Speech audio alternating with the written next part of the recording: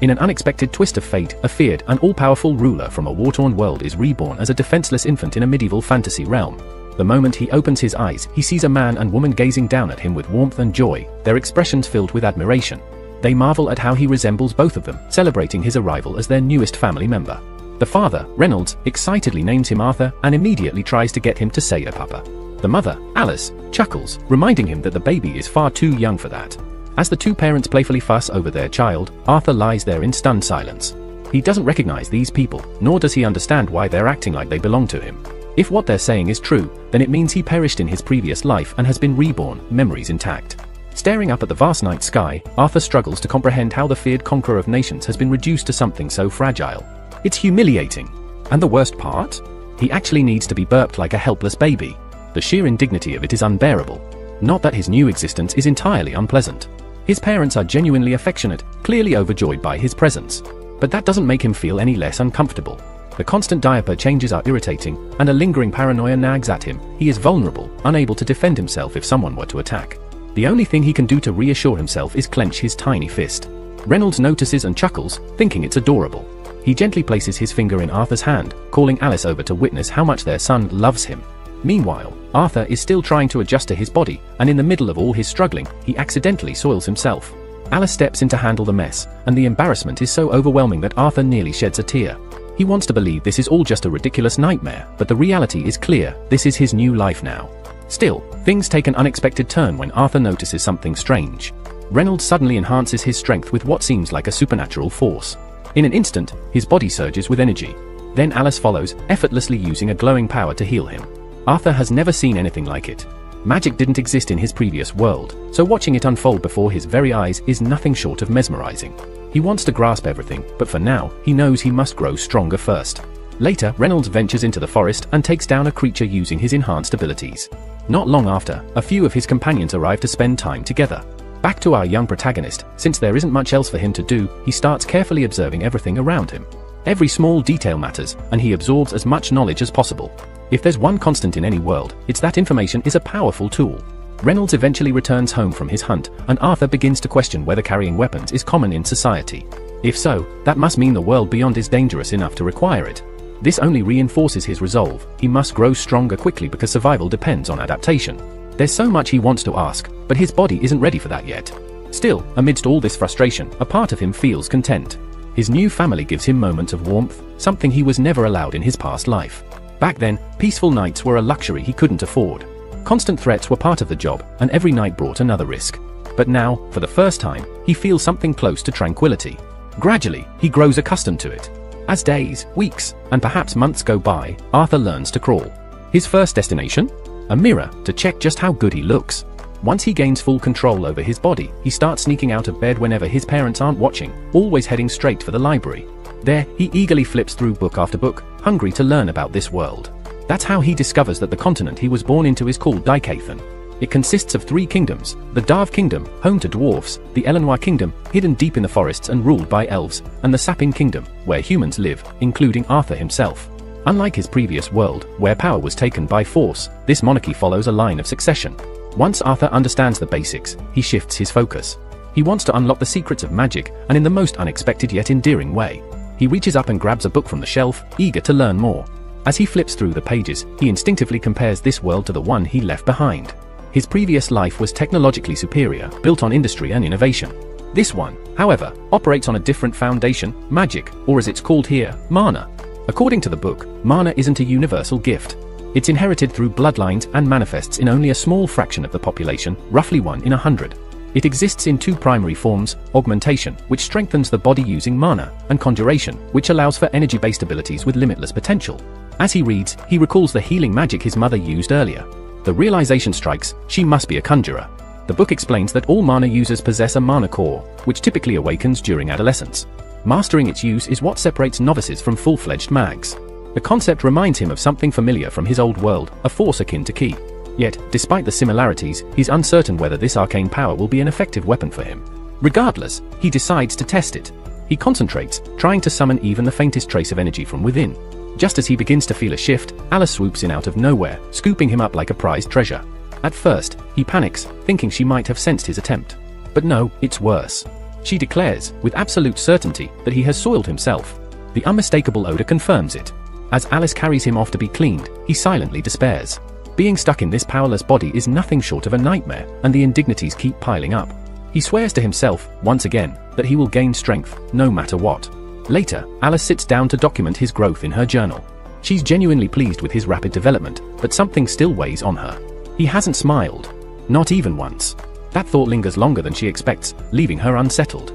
Gazing out the window, she spots Reynolds outside, wooden sword in hand, cradling Arthur as he playfully demonstrates some moves. Reynolds grins as he calls out to her, boasting about Arthur's progress. But Alice isn't amused, she's livid. Storming outside, she scolds him sharply.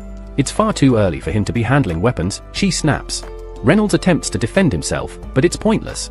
Alice refuses to let their son play warrior just yet. Meanwhile, Arthur watches everything intently, absorbing their dynamic. He studies their exchanges, using them as a guide to decipher relationships and authority in this world.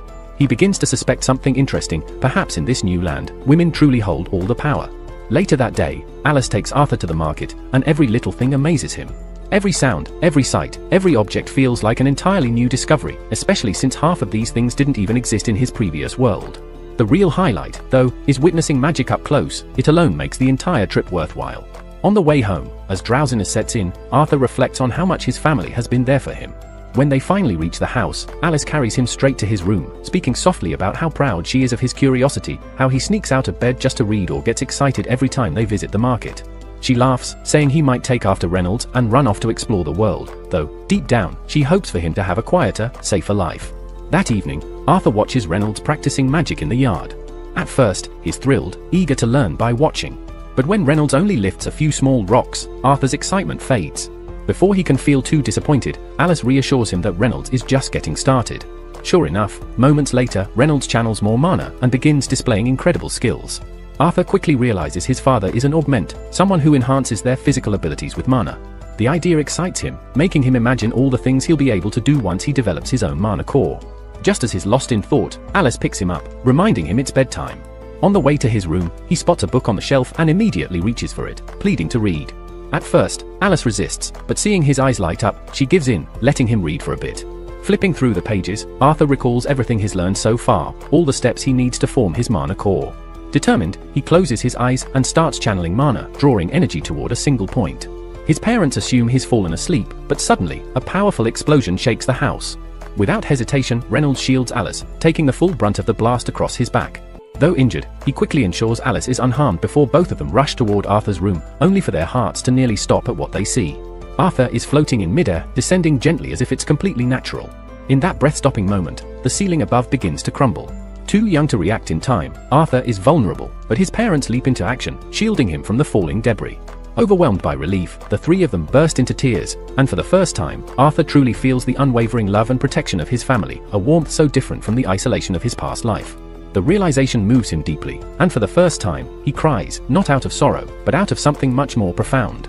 We shift back to a memory from Arthur's past life, where he once reigned as King Grey. During his rule, a royal servant was discovered plotting to assassinate him. By royal decree, the punishment should have been immediate execution. However, his council opted instead to banish the man and his family back to their native land. The traitor, knowing full well what awaited them there was far worse than death, was gripped by fear. He dropped to his knees, begging King Grey to show mercy, if not for him, then at least for his wife and child. But Grey, showing no emotion, ended both their lives in front of the man. It wasn't vengeance. It was his own warped version of mercy. He understood that dying by his hand would spare them the cruelty of what their homeland had in store. Shockingly, the assassin, shattered and hollow, thanked him. Now reborn, Arthur has just turned 4. He's training with his father, Ray, who gifts him a set of combat gloves, identical to his own. Arthur respectfully declines, choosing to stick with his wooden sword. He explains that the gloves would reduce his reach and put him at a disadvantage due to his small build. Ray doesn't argue. Instead, he nods and they begin their usual sparring session. But today, something changes. Mid-fight, Arthur channels mana into his sword for the first time, catching Ray off guard. With that sudden boost, he effortlessly disarms his father. It marks Arthur's first victory in their matches, and Ray is left speechless, stunned by his son's rapid progress. That evening over dinner, Ray brings up the idea of getting Arthur a Rael teacher. He's starting to realize his own lessons might no longer be enough. Alice strongly objects. To her, hiring a tutor means sending Arthur alone to the city at just 4 years old. Ray holds his ground, arguing that Arthur's magical ability to enhance objects is too rare to leave undeveloped. The discussion quickly heats up as both parents dig in. Arthur breaks the tension by offering a middle ground. He proposes they all move to the city together. That way, Ray gets him proper training, and Alice won't be separated from her son. It's a win for everyone, and they agree to the plan, starting preparations for their move right away. A few days later, Ray's old adventuring party, the Twin Horns, arrive to escort the family.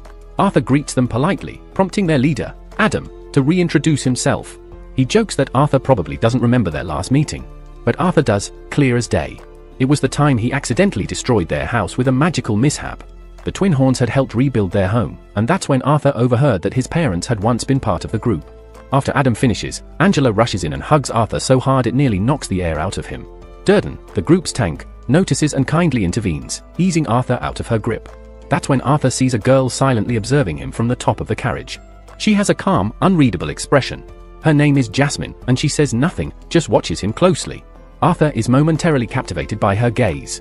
Then Helen walks up, greets him warmly, and introduces both herself and Jasmine with a cheerful smile. With introductions finished, the group began their trek towards Zira City. As they traveled, Arthur found himself quietly comparing this old-fashioned way of transport to the advanced tech of his past life, where flying vehicles were the norm. Still, he didn't complain. His mother was beside him, cheerfully chatting, making everything feel warm and familiar. Their journey included several stops, and during one break, they were suddenly attacked by a group of wild wolves. It was Arthur's first real exposure to the dangers of the outside world. But Jasmine didn't hesitate. She reacted instantly, her daggers gleaming as she tore through the creatures effortlessly. Ray, Adam, and the others quickly followed her lead, stepping in to finish the job. Arthur stood back, observing intently, and that moment sparked a fire in him. He swore to himself that one day, he'd stand beside them in battle. That evening, as they settled in for dinner, Arthur noticed something odd. His mother hadn't eaten anything, claiming she wasn't hungry, but her tone felt off.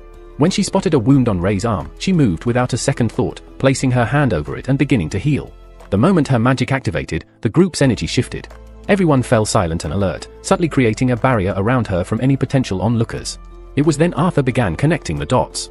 Healing magic wasn't just rare, it was extraordinary. Their life in isolation hadn't just been about peace and quiet, it was to keep Alice's healing powers a secret from the rest of the world. Later that night, Adam pulled Arthur aside, curious to see for himself if Ray's stories about his son's talent were true. The rest of the team joined in, clearly eager to watch. What should have been a small test turned into a full-scale showcase. Arthur, still only 4 years old, quietly questioned whether anyone was worried about his safety. This was his first real match against someone besides his father. Unlike Ray, who used a harmless training stick, Adam came in with an actual spear, its tip dulled with cloth but still dangerous. As soon as the spar began, Adam powered his weapon with mana, and Arthur instinctively matched him, charging his body with magic, but he didn't stop there. He channeled energy into his legs, rocketing forward with explosive speed. In an instant, he slipped between Adam's legs and landed a clean hit before darting away. The audience was stunned into silence by the sheer speed and accuracy of the move. The duel continued, and this time they clashed directly. But the difference in strength was glaring. Arthur's body lacked the raw power to match, and the next strike sent him flying. He was tossed like a doll through the air, the impact brutal. In that moment, Arthur realized just how fragile his young body still was. Before he hit the ground, Angela reacted swiftly, using wind magic to cushion his fall and lower him gently. Durden stepped in immediately, calling out Adam for going overboard. He reminded him that it was just a spar, not a battlefield. Adam raised his hands in surrender, admitting he got carried away, but only because Arthur's technique had completely thrown him off. He turned to Ray and asked what kind of intense training he'd put the kid through to make him this sharp at such a young age. Ray just shrugged and said he hadn't done anything at all. Not far off, Arthur notices Jasmine watching him with her trademark stare, piercing and unwavering. She bluntly demands to know how he fights the way he does, insisting that he teach her. From her flat expression, Arthur quickly figures out that she won't let this go anytime soon. The next day, the group resumes their journey and eventually halts at a peaceful, wide clearing, perfect for squeezing in some training. Adam jumps in to give Arthur a few pointers with the spear, while Ray flexes exaggerated muscle poses to show off to his son Bob, who plays along without complaint. Afterward, Helen takes over for a brief archery lesson, and before long, Arthur's arrows start hitting center with near-perfect accuracy. Once training winds down, Jasmine finally gets her turn. She's clearly been waiting for it, and unexpectedly, she picks up the fundamentals faster than Arthur had anticipated. That evening, while Arthur reads quietly, Jasmine ends up staring at him again, like she's studying his face for answers to questions she hasn't even asked. Before long, it stops being a stare and starts bordering on something closer to a silent obsession. Morning arrives, and with it, Arthur's birthday. Surprisingly, Jasmine is the one who steps up and hands him a dagger as a gift. To the surprise of everyone, especially the other girls, she even explains the weapon's handling with surprising detail. Adam, likely fed up with the slow burn tension, loudly suggests it's time to get moving again. That's when Alice calls Arthur over, but suddenly clutches her stomach, her expression faltering. Arthur immediately senses something isn't right. She tries to pass it off with a weak smile, claiming she's fine, but her tone doesn't sell it. The journey continues until they're hit with a full-blown bandit ambush. With no time to waste, everyone leaps from the carriage and prepares to fight. A volley of arrows rains down, but Angela quickly raises a protective magic shield. Arthur glances out and quickly sees they're surrounded. The bandit leader, whose face looks like it took one too many punches, yells at his crew not to kill the women and kids. He wants to sell them off for profit. The attackers rush in with zero fear. Though Alicia is visibly nervous, she encourages Arthur to stay calm. Before they're overwhelmed, Durden barrels forward, launching a few attackers back and engaging in close combat. One bandit nearly hits Ray, until Helen lands a shot right through the chest. Adam follows up, tearing through enemies with his spear like they're paper, and Jasmine eliminates her foes with fast, clean dagger slashes. Watching everyone in action, Arthur finally grasps just how powerful each of them really is. But numbers aren't on their side. More and more enemies pour in, and the group's stamina starts to falter. Suddenly, Ray is hit hard and thrown into the carriage. He goes down and doesn't get up. The bandit leader starts walking toward Alice and Arthur, that twisted grin still plastered on his face. Seeing Ray like that stuns them both, but before they can rush to his side, Ray stirs. Bruised and barely on his feet, he still manages to call out, telling them to stay back. Even now, he's trying to protect them. Ray turns to Arthur with a grave urgency in his voice. "Take your mother and go, now." But Arthur, stubborn as ever, digs in his heels and refuses to abandon them. That's when Ray drops the truth like a thunderclap. Alice is pregnant. The weight of that revelation hits Arthur like a freight train. Suddenly, her fatigue, the subtle changes, everything makes sense. Without missing a beat, Ray locks eyes with him and says, "I'm counting on you to protect them, both your mom and the baby." That's all Arthur needs. His hesitation vanishes, replaced with fire. He grips Alice's hand and bolts, heart pounding like war drums. Behind them, the bandit leader, all bark and bloodlust, roars at his crew to give chase. Just as they close in, Ray dives into the chaos, cutting them off. His stand buys Arthur the seconds he needs. But just when it looks like the pursuers might catch up, a flurry of knives whistles through the air. Jasmine and Adam show up like ghosts, clearing the path with deadly precision. In an instant, the twin horns are back in action, locking blades and holding the enemy at bay while Arthur and Alice flee into the wild. As they run, Arthur's mind flashes to his past. He once took lives like it meant nothing. Now, he's shaking at the thought of losing someone who finally matters. It stings, a cruel joke from the universe. His fists clench, but he's just a kid, helpless against it all. Then his instincts scream, danger. He looks up and spots a shadow high above, magic already charging. He reacts on pure impulse, pushing Alice aside as a spell tears through the sky and slams into him. The blast knocks him off his feet, and then he's gone, tumbling over the cliff's edge. But Arthur refuses to fall alone. Summoning what strength he has left, he grabs the dagger Jasmine once gave him. With one desperate throw, the blade soars and the cord wraps tight around the caster's leg, yanking them down with him. Durden and Angela try to catch him with their magic, but he's already too far out of reach. As he falls, everything slows. He locks eyes with his mother, her arms reaching, lips trembling, tears cutting lines through the dirt on her cheeks. She's screaming silently, powerless. Arthur's heart aches, not for himself, but for her. At least she's safe. That's what matters. Still, he wishes he could have met his little brother. But then, somewhere in the dark below, he survives. Barely. Bruised, dazed, lungs gasping for air, Arthur opens his eyes to see something massive looming above him. A beast, towering, monstrous, and it knows his name. Panic spikes through him. What fresh hell is this? He scrambles up, every instinct screaming at him to run. With no plan, he launches a wild strike, but the creature flicks him aside like a feather and tells him to relax. It isn't here to hurt him. Says it just wants to be friends. Right. Because that's always how it starts. Arthur narrows his eyes. Trust isn't exactly his strong suit, especially not with nightmare creatures talking friendship. He's still battered, every bone screaming, hunger gnawing at his gut. The beast notices. Without a word, it plucks glowing fruit from the cave walls and offers it. Arthur hesitates, because eating weird glowing fruit from a monster's lair. That's just asking for a bad day. The name Wolfruit didn't exactly inspire confidence, and Arthur was already on edge. He tried to get up and reason his way out of the situation, but as soon as he moved, a loud crack echoed from his body. Pain exploded through him, forcing him back down, tears streaming as he cried out helplessly. The creature nearby gave an exasperated sigh, telling him to stop whining. He was lucky to be alive after tumbling off that mountain. Arthur wanted to ask 1,000 questions, but the beast made one thing clear, no answers until he ate. Left with no other choice, Arthur reached for one of the odd fruits and took a bite. To his surprise, it was delicious.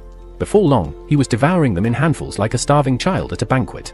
Once he'd eaten his fill, Arthur turned back to the creature and asked if it knew anything about his parents or what happened after the ambush. The creature explained that it couldn't leave the cave, but it had the ability to observe the world beyond. To prove it, it conjured a floating image in the air.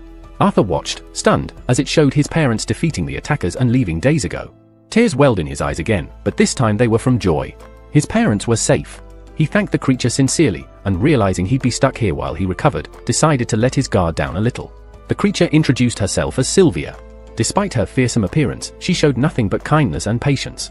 Over the following days, Arthur stayed in the cave, eating and resting as his body gradually healed. Sylvia never left his side, caring for him without asking for anything in return. When he was finally strong enough to consider leaving, his first thought was getting back home. But Sylvia quickly shut that down. She explained that the cave was near the outskirts of the Ellesher Forest, a place filled with lethal magical creatures and vicious outlaws far worse than the ones who'd attacked his family. If he left now, he wouldn't survive. But that didn't mean he was trapped forever. Sylvia revealed that she could open a dimensional gateway, one that might take him somewhere safe, possibly even home. The catch was, it would take time to form. Until then, all he could do was wait. With little else to occupy his time, Arthur picked up a stick and began practicing sword swings. If he was stuck here, he might as well make use of it. Days passed. Though he still didn't know much about Sylvia, Arthur found himself enjoying her presence. She remained mysterious, an imposing figure clearly hiding from something, but she was also one of the kindest souls he'd ever met. After another session of practice, Arthur sat on a flat stone and began focusing on his mana. Sylvia watched in silence, her expression unreadable.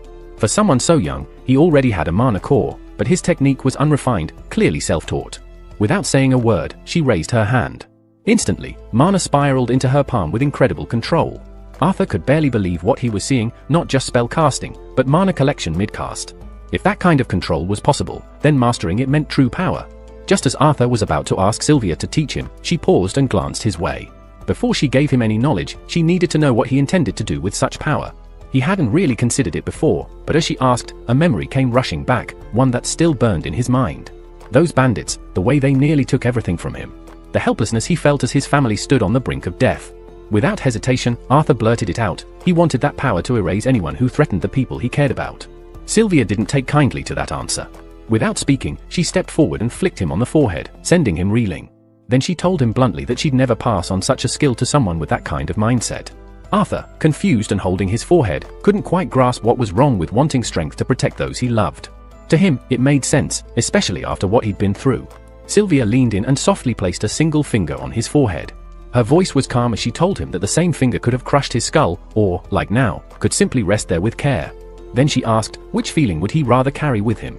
Arthur chose the gentle touch, of course. She explained further, rage and vengeance are tempting paths, but they only lead to destruction. They're easy to follow but hard to leave behind. She didn't want him throwing his life away chasing shadows. So, once more, she asked what he truly wanted that power for. This time, Arthur stopped and really thought. Not about pain or fear, but about the people who made life worth living. Their laughter, their faces, their warmth. And with those memories in his heart, he told her he wanted the strength to keep them safe. That, finally, made Sylvia smile. It was the answer she had been hoping for.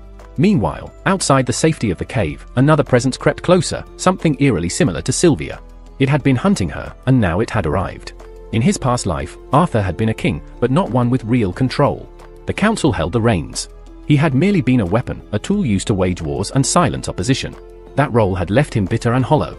But this world, and Sylvia's guidance, offered him a different path. She began training him, showing him how to gather ambient mana and compress it. Arthur followed her steps closely. It took some effort, but soon enough, he succeeded, pulling in the energy and channeling it through his body. The power surged through him, alive and raw. Overcome with awe, he rushed towards Sylvia to thank her, but suddenly, she stiffened. Her eyes sharpened as if she sensed something coming. Without a word, she shoved Arthur behind a pile of rocks and whispered a warning to stay hidden and silent. From his hiding spot, Arthur peered through the cracks. A towering beast emerged, one that resembled Sylvia almost exactly. The tension between them was obvious. Sylvia didn't say a word, but Arthur could feel it. This wasn't a friend. The creature wasted no time. It ordered Sylvia to come with him. When she refused, he responded not with words, but action, lunging at her in an instant. Arthur wanted to leap in, but Sylvia's voice echoed in his mind, warning him to stay back. She would deal with this herself. The stranger gave her one final warning. He didn't want to kill her, but would if forced. Sylvia's reply was fierce and final. She said she'd rather fall in battle than obey someone like him. And then, Arthur witnessed it, her transformation. Sylvia's true form erupted forth. A dragon radiant with raw mana, energy crackling through the air. In that moment, Arthur saw her full might unleashed. Sylvia gathers her remaining strength and unleashes a massive wave of energy at the towering beast before her. It raises a barrier just in time, deflecting the worst of the blast. Gritting its teeth, it warns her that pushing herself like this will kill her in her condition. But Sylvia is unshaken. She's lived through centuries and carries no regrets. This moment is all that matters. With a final surge of willpower, she drives the creature back and slams it against a crumbling wall. He recovers almost instantly, retaliating with a relentless storm of magical attacks. Sylvia absorbs each hit, wincing, but her attention isn't on herself, it's on the boy she's hidden nearby. The battlefield is creeping dangerously close to where she concealed him. When the enemy gathers energy for a final, devastating blast, Sylvia knows dodging isn't an option. Arthur's life would be at risk. So she does the unthinkable, she halts time itself. In the frozen stillness, she calls Arthur from his hiding place. The moment he steps out and sees her in her true form, a dragon, his eyes widen with awe and confusion. Questions swirl in his mind, but there's no time to answer. Her time-free spell is already breaking down. She tears open a dimensional rift she's been preparing in secret, but her injuries have taken their toll. The portal destabilizes, leading not to his home but to some unknown location, most likely a wilderness. She hates to cast him into uncertainty, but there's no time to fix it. Regardless, she believes in him. Sylvia looks into his eyes and asks him once more, what will he do with the strength he now holds? Arthur doesn't hesitate, he vows to protect those he loves. That brings her a fragile sense of peace. Before he departs, she gifts him two things, a strange egg pulsing with warmth and a shimmering feather. She asks him to wrap the egg in the feather and guard it with his life. Then, calling upon the last of her power, she marks both his arms with glowing sigils, vibrant with mana. They stretch from shoulder to wrist like ethereal tattoos, humming with hidden meaning. Arthur stares in shock, but Sylvia doesn't have the strength left to explain. She simply tells him the truth will come in time, but she won't be there to help him understand it. Quietly, she confesses one last thing. She could have sent him home the moment he arrived, but she kept him close because she cherished their time together. That choice, selfish though it was, placed him in danger. Arthur is overwhelmed by guilt and grief. He tells her that despite everything, despite not being related by blood, she feels like a mother to him. Sylvia smiles softly and reminds him that he already has a mother. So, with a grin, he calls her his grandmother instead. It takes her by surprise, and for a moment, her ancient heart aches in a beautiful way. She asks him to say it again, just once more. And he does, without hesitation. With time collapsing around them, she nudges him toward the portal. He clutches the gift she gave him, his heart heavy. But before he steps through, he turns and reaches for her, asking her to come with him. Sylvia stays rooted in place, not because she wants to, but because she has no other choice. With a heavy heart, she seals the portal and sends Arthur away. As soon as he vanishes, time resumes its flow, and the incoming energy blast slams directly into her. The impact is brutal. Sylvia crashes hard, but the attacker remains suspicious. He knows her strength too well to believe that was enough. Cautiously, he steps closer, lowering his guard just slightly. That proves to be his undoing. The moment he's in range, Sylvia draws on the last remnants of her power and unleashes a final, devastating strike. The explosion obliterates him and everything else within a mile radius. Meanwhile, Arthur is hurtling through the dimensional rift when he hears Sylvia's voice one final time. She reminds him of what she said about true strength, and he hasn't forgotten. Still, sorrow grips him. Sylvia speaks again, saying the world is full of pain and tragedy, but that's exactly why it needs people like him. Arthur begins to argue, doubting he could ever make that kind of difference. But Sylvia doesn't expect a miracle. She just wants him to move forward, step by step. After all, this isn't his first time influencing a world. She knows about his past life, about the ruler he once was. Though she didn't always agree with the way he led, she believes that if he doesn't give in to bitterness, he can become the kind of king this realm desperately needs. Sometime later, Arthur comes to. He's lying on the forest floor, body aching, vision hazy. But one thing is clear in his mind, he made a vow, and he intends to keep it. First, though, he has to get out of this damn forest. Just as he starts moving, a rustling behind him draws his attention.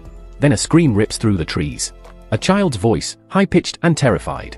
Without hesitation, Arthur channels mana to his legs and sprints toward the sound. He leaps into a tall tree to gain vantage and sees a scene that makes his stomach turn. A group of bandits are restraining a young elf girl. She tried to run, but they caught her, one of them muffling her cries with a hand clamped over her mouth. They're planning to sell her for a fortune on the black market once they get out of the woods. She's tied up and thrown into a carriage like cargo. Watching this unfold triggers something in Arthur. Memories of the night bandits came for his family, of the awful things they said about keeping him and the women alive. His blood burns with rage. He wants nothing more than to annihilate them all right there. But then Sylvia's words echo in his thoughts, urging restraint.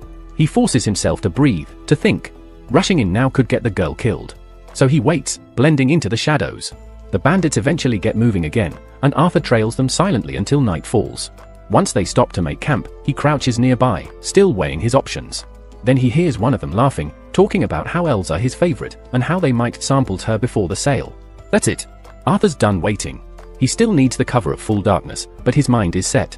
Closing his eyes, he enters a meditative state, preparing himself for the violence to come.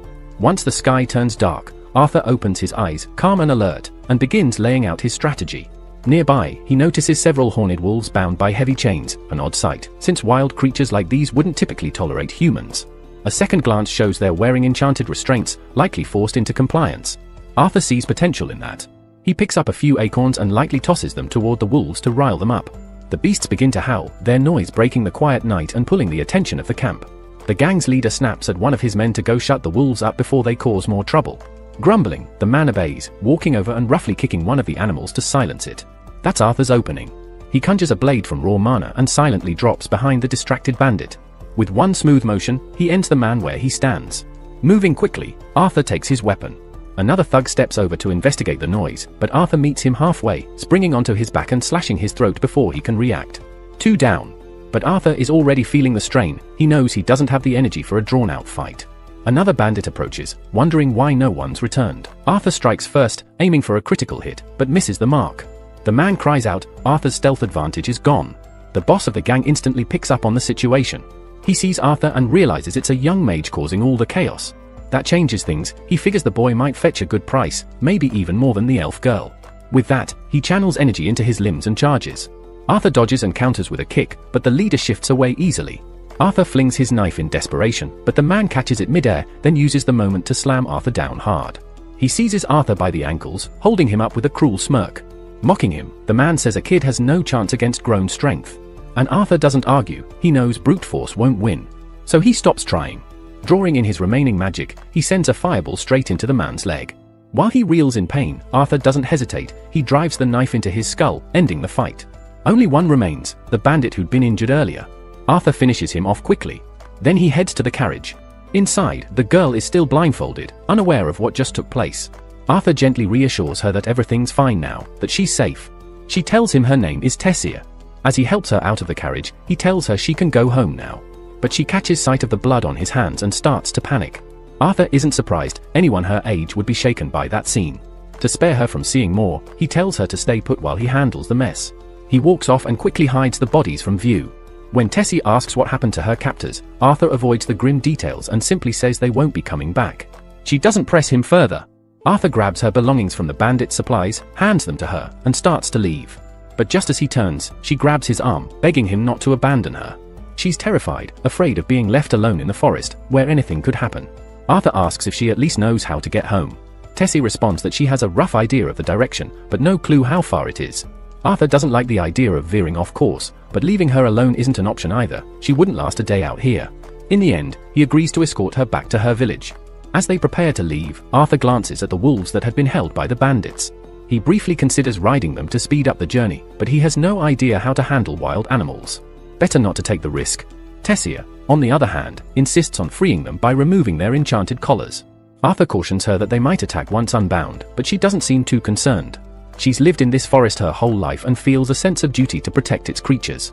She takes off the collars, and, to Arthur's surprise, the wolves quietly slink away into the forest without causing any trouble. The next day, the two are already moving in the direction of her village. After a few hours of walking, they stop for a break. Arthur prepares a basic stew and urges Tessia to eat. There's still a long journey ahead, and she'll need strength. She wrinkles her nose at the taste. The stew smells odd and is just salted dried meat in water. Nothing fancy, but it's food. As they eat, Tessia gets curious and asks what brought Arthur to Elshire Forest in the first place. It's not often a young human turns up here. Arthur tells her he got separated from his family and wandered in by accident. Since they're already talking, he flips the question and asks her about living in the kingdom of Eleanor. That gets her excited. She starts gushing about it. Her parents are usually too busy with official duties, so she spends most of her time with her grandfather and their household attendant. As they continue down the trail, the uncertainty grows. Tessia doesn't actually know how far the village is. To make matters worse, one of the wolves she freed earlier has been following them at a distance. Arthur starts thinking he should have dealt with the wolves back then. That night, he chooses to sleep outside the tent, wanting to stay alert in case the wolf gets too close. But not long after, Tessia sticks her head out and pleads with him to come inside. He tries to tell her he's fine and that someone needs to stay on watch, but she clearly doesn't want to be left alone. Eventually, after some coaxing, he gives in and joins her in the tent. He figures he can still keep an eye out from inside if it helps her sleep better. Tessia tries to hide her fear, but it's obvious she's shaken. She even asks Arthur to stay close to her the whole night, even when nature calls. Before drifting off, she randomly asks him about human culture. She wants to know if it's true that humans are all perverts with dozens of wives. Arthur is stunned and asks where she got that idea. Turns out her grandfather told her. Arthur explains that while some nobles have harems, most humans are normal and respectful. Satisfied with that answer, Tessie turns away and quietly falls asleep. Thankfully, the wolf never showed up during the night. By morning, they pack up and hit the road again. Over the past few days, Tessia has started to warm up to Arthur. With the worst behind her, she finally begins to smile again. She's completely out of her depth in the wilderness, unable to even cross a small stream without assistance. So, Arthur ends up having to carry her across, much like hauling a sack of flour. Out of nowhere, though, a sharp pain suddenly strikes his chest. It's overwhelming and disorienting, and he can't figure out what's going on. Tessa panics and dashes into the forest, hoping to find some herbs to help, but Arthur suspects it's more than just a random illness. He leans against a tree, struggling to stay upright, and that's when the same wolf from before shows up. Arthur tenses immediately. If the wolf attacks now, he's as good as done for. Just when things seem to take a turn for the worse, Tessie returns with the herbs and Arthur warns her to keep a safe distance in case the wolf turns hostile. But instead of attacking, the wolf casually strolls over and drops a dead pig at Arthur's feet, then turns and walks away. Arthur stands there, dumbfounded. Tessie wonders aloud if the wolf was just showing gratitude for letting it go earlier. That night, they set up camp and enjoy roasted meat by the fire, a welcome upgrade from the bland stew they had earlier. Tessia, thrilled by the meal, mentions how she found some mushrooms while gathering herbs, offering them to Arthur. In hindsight, eating random mushrooms from the forest wasn't the best idea, as Arthur soon finds himself suffering from the worst case of diarrhea. After what feels like an eternity of misery, Arthur is exhausted and nearly ready to collapse, but Tessia keeps talking, sharing stories about how her grandfather used to read her tales of human and dwarven kingdoms. She's always dreamed of visiting them, but the elders discourage it, as elves generally don't trust other races. As she talks, Tessia notices that Arthur isn't really paying attention. He looks too pale to focus, so she gently drapes a blanket over him and quietly wishes him a good night. The next day, they continue their journey, but Arthur's chest pain is only getting worse with each step. Tessia feels helpless, unable to ease his pain, but Arthur reassures her that it's nothing to worry about. Trying to lighten the mood, she asks if she can call him Artie now that they've spent so much time together and become close friends. Arthur is fine with it, but Tessia is surprised by how nonchalant he is about it. He jokingly says that he'll cherish the fact that the great Lady Tessia considers him a friend now. That irritates her, and she tells him to stop being childish. Arthur retorts, teasing her about how she wouldn't let him leave her side the previous night because she was scared. Tessia insists that's a different situation entirely. Despite their bickering, Arthur realizes something. Tessie is the first real friend he's ever had. Not just in this life, but even in his past life, he never had anyone get this close to him. Just then, Tessia spots something ahead that catches her attention. She calls Arthur over to take a look. Expecting her to show him a strange rock or some cool stick, Arthur walks over. But instead, he finds himself standing in front of a massive tree with a glowing portal embedded in the trunk. Tessia turns to Arthur, gesturing to the entrance of her village and extending her hand, inviting him to follow her inside. However, as soon as Arthur steps into the elven village, he's immediately surrounded and faced with drawn swords. He glances at Tessia, hoping she'll vouch for him, but to his shock, she remains silent, staring at him with a cold expression. Arthur's heart sinks as he assumes Tessia has lured him into a trap to be killed. He curses himself for trusting anyone again, especially after all the betrayals he's suffered in his past life. As the guards prepare to execute him, Tessia watches in silence, and for a moment, Arthur believes she's complicit. But she wasn't behind any of this, she simply didn't speak up earlier. When she hears the guards planning to kill him, she finally steps forward and orders them to stop. One of the guards insists that Arthur is a threat, but Tessia stands firm, asserting that Arthur isn't dangerous. In fact, she owes her life to him. Her words should have been enough to stop the guards, but one accuses Arthur of manipulating her into trusting him and still wants to carry out the execution. Before the guard can act, a man appears in a magical light and commands the guards to release Arthur. This man is Virion, Tessia's grandfather and the former ruler of the elven tribe. Unlike the others, Virion remains calm and believes Tessia's account. He even apologizes to Arthur for their harsh treatment, explaining that they were suspicious due to Tessia's return with a human. Arthur, relieved to be spared, is also stunned to learn that Tessia is royalty. She never mentioned it during their entire journey together, and he wonders why she kept such an important detail to herself. Just then, Tessia's parents arrive, having been informed of their daughter's safe return. Tessia joyfully runs to embrace them, and it becomes clear that her parents are the king and queen of Eleanor. However, unlike Virion, they are not as understanding. As soon as Tessia's father sees Arthur, he demands an explanation for why a human is in his kingdom. He orders the guards to seize Arthur and execute him immediately. But no one moves, as Virion's orders still stand, and none of the guards dare defy him. Virian steps forward and informs the king that Arthur is the one who saved Tessia and escorted her home, and they cannot treat him as a criminal. Tessia insists that Arthur be treated as an honored guest in the palace, but her father hesitates. It is forbidden by tradition for humans to enter the elf kingdom, let alone the royal castle. Still, he begrudgingly agrees to give Arthur a proper welcome, rather than face Tessia's anger. With the misunderstanding resolved, preparations are made to return to the castle. Before they depart, Virian quietly asks Arthur if they can speak later in private. Arthur senses the weight of Virian's presence, realizing just how formidable the old man truly is. But with little time to ponder, Tessia eagerly grabs his arm and pulls him along, excited to show him around. This marks Arthur's first visit to the Elven Kingdom, and he's awestruck by how strikingly different it is from the human lands. However, the deep-seated prejudice toward humans is impossible to ignore. Every elf they pass stops to stare, making Arthur feel like an outsider as he walks beside Tessia toward the palace. Yet, no one dares speak out of line, as Arthur is officially recognized as a royal guest. Tessia is the only one treating him kindly, but Arthur can't help but wonder why it took her so long to speak up when the guards nearly executed him. Suddenly, a sharp, intense pain flares in Arthur's chest, more excruciating than before, but he still has no idea what's causing it. Upon arriving at the castle, Tessia is greeted by her attendants. She instructs them to treat Arthur with respect and kindness, regardless of his human status. After ensuring he's taken care of, she turns to Arthur, asking if he wants to play with her. Arthur, however, says he needs to speak with her parents first, figuring they'll want to know the full story of how Tessia was rescued and how they managed to return home. The group proceeds to the audience chamber, with Tessia refusing to be left behind. As they prepare for a serious discussion, Tessia suggests they bring in some treats to enjoy during the talk. What was about to be a tense conversation now feels more like a casual tea party, but the matters at hand are still critical. Tessia's father introduces himself formally as Alduin, the King of Eleanor, with his wife, Muriel, and his father, Vian, standing by his side. Arthur introduces himself humbly as a boy from a small village in Seapen, acknowledging that someone of his background, a human, would never normally be granted access to Eleanor or stand before the royal family. He expresses his sincere gratitude for their hospitality. Alduin raises an eyebrow, impressed by Arthur's maturity despite his youth, but his tone shifts to seriousness as he demands a full account of what happened to Tessia and how she went missing. Arthur recounts the story, detailing how he was separated from his family during a bandit raid and found himself lost in the Elven Forest, carefully leaving out his encounter with Sylvia in the cave. He continues, describing how he came across Tessia, who was being taken by slave traders. Alduin's face hardens in fury upon hearing this, but Arthur calmly points out that while humans are often blamed for the slave trade, elves have participated in it as well. Alduin says nothing, and Vian then asks Arthur how he managed to free Tessia from the traffickers. Arthur simply replies that he eliminated them all. One of the guards suddenly breaks his silence, blurting out that there's no way a child could have taken down slave traders single-handedly. Before he can say more, Vian cuts him off sharply, reminding him that unless he wants to lose his position, he'd better hold his tongue. Arthur's composure shows no signs of dishonesty, prompting Alduin, albeit reluctantly, to accept his account as truthful. With the situation now clarified, Arthur takes the chance to make a request. He explains once again that he was left stranded in the forest following the ambush and politely asks if they could assist him in returning to his homeland. The very idea of a human making such a request to the royal family of the elves causes Alduin to grit his teeth in frustration.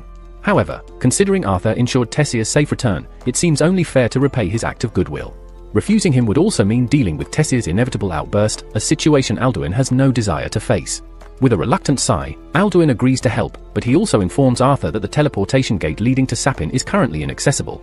It only opens once every 7 years during the summit of the 3 tribal leaders, and since the last summit occurred 2 years prior, the next activation won't happen for another 5 years. Arthur finds the delay unacceptable, and Alduin is equally unwilling to host a human in Eleanor for that long. So, he declares that a squad of guards will be arranged to escort Arthur home by land instead. Though he wants Arthur gone as soon as possible, the late hour persuades him to allow the boy to rest for the night within the palace, with plans to depart in the morning. Arthur expresses genuine appreciation for the assistance, though a growing ache in his chest causes him concern. Vian silently notes the discomfort Arthur is clearly trying to hide. Soon, preparations are made, and a room is provided for Arthur inside the castle. As he settles into a warm bath, the pain in his chest only worsens, igniting a flicker of worry that something more serious might be at play. Afterward, hoping fresh air might help, he steps onto the balcony. The cool breeze brings minor relief, but unease lingers. He realizes he'll need to address this issue soon before it becomes dangerous. While scanning the night sky, his eyes drift to another balcony above, where Tessia stands with her parents. The sight stirs memories of his own family. He still doesn't know if Rhea and Alice made it out alive after the ambush. Despite the uncertainty, he has faith in their strength, they've always been survivors. Still, he yearns deeply to see or hear from them. Tessia, noticing Arthur below and sensing something is off, waits until her discussion with her parents ends before seeking him out. Once she reaches him, she offers an apology for how coldly her father treated him. Arthur, however, waves it off, saying he understands. Given the long-standing tensions between humans and elves, Alduin's mistrust makes sense, especially when his daughter is involved. Their talk turns toward family again, and Arthur shares his growing anxiety that his parents might resent him. He fears they blame him for everything that's happened. After all, their journey was meant to benefit him. The guilt weighs heavily, especially since he failed to protect them and became separated. Before those thoughts can consume him further, Tessia gently grabs his face, shaking her head to snap him out of it. She doesn't know his parents, but if they're anything like hers, she believes without a doubt they'll be thrilled to see him again, safe and alive. The hallway was suddenly filled with the gentle glow of countless fireflies, surrounding Arthur like a soft, radiant cloud. In that moment, as he gazed at the lights, his thoughts drifted back to the smiles of his parents. Since his rebirth in this world, they had always shown him love and care. So why, in this moment, did he feel that they might despise him? The scars of his past life had begun to cloud his judgment, filling him with unwarranted doubts. He had even questioned Tessia's loyalty earlier, suspecting she might betray him. But now, as he looked at her, all he could see was a girl full of sincerity, someone who would never harm a friend. Suddenly, Arthur noticed something heading directly for Tessia. Reacting in an instant, he caught it with ease and infused his mana, preparing to strike whoever had dared to attack her. To his surprise, it was Virion who had launched the projectile. Arthur couldn't believe it, Virion, attempting to harm his own granddaughter? However, Virion explained calmly that he had no intention of hurting Tessia. The objects he'd thrown were merely harmless fireflies, even if they had made contact. Still, he was impressed by Arthur's lightning-fast reflexes.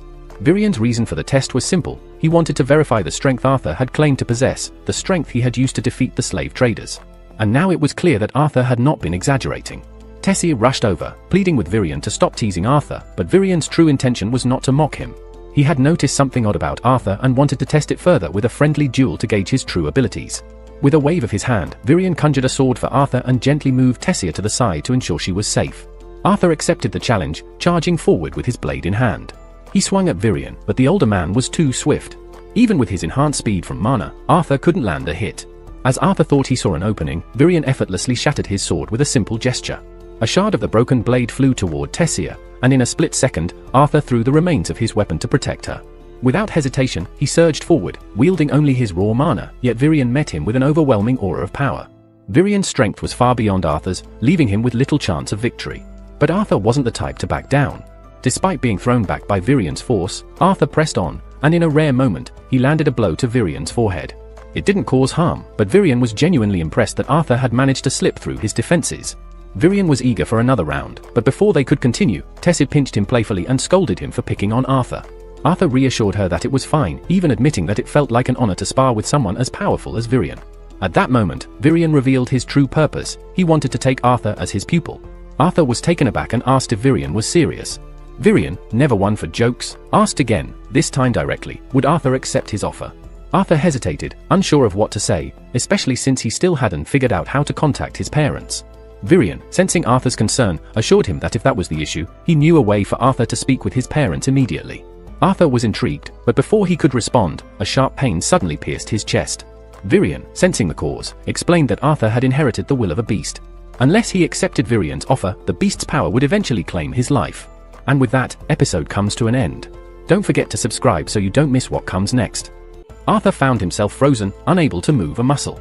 A stabbing pain shot through his chest, and as he tried to suppress it, a strange dark energy burst forth from within him. It morphed into a menacing figure, eerie and almost spectral in nature. Fear clenched his gut as he closed his eyes, uncertain if this entity was born from his own fears or the crushing weight of responsibility he carried. Just as the creature was about to strike, a gentle voice echoed through the chaos. It was Tessia. Her words somehow reached into him, easing the pain and grounding his heart. Arthur's eyes fluttered open to see Tessia sitting atop him. She greeted him cheerfully, wishing him good morning. Arthur, still groggy, waved her off and feigned sleep, jokingly calling her the monster from his nightmare.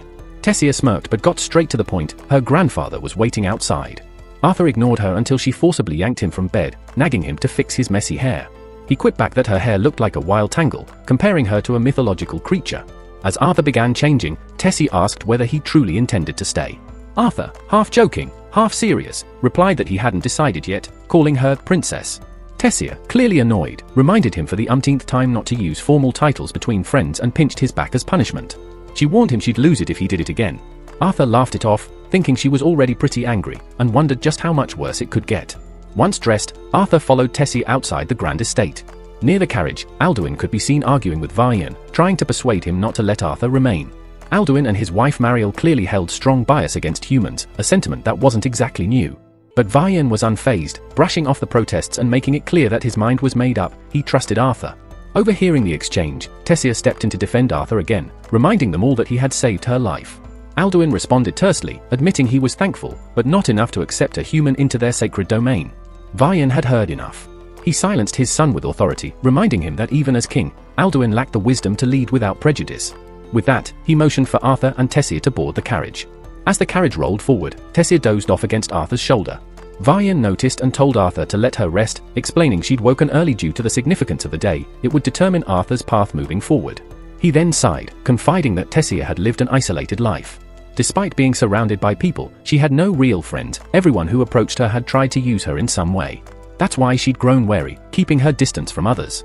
After hearing everything, Arthur finally understands why Tessia gets upset whenever he refers to her formally as princess. Vian shares that Tessia only truly smiles when she's with Arthur, and expresses his gratitude to Arthur for being such a close friend to her. This makes Arthur realize just how much Tessia values their bond. Seeing Varian's warm and genuine nature, Arthur feels he can fully trust the elderly man from now on. Not long after, the carriage pulls up to their destination, stopping in front of a peculiar home that reminds Arthur of something straight out of a fantasy tale. He wonders about the occupant of such an unusual place and what kind of person could be important enough to warrant a personal visit from a former king. To Arthur's surprise, the usually regal Vian drops his royal demeanor and begins pounding his foot on the door, calling out to the occupant, a woman, by referring to her as an old witch.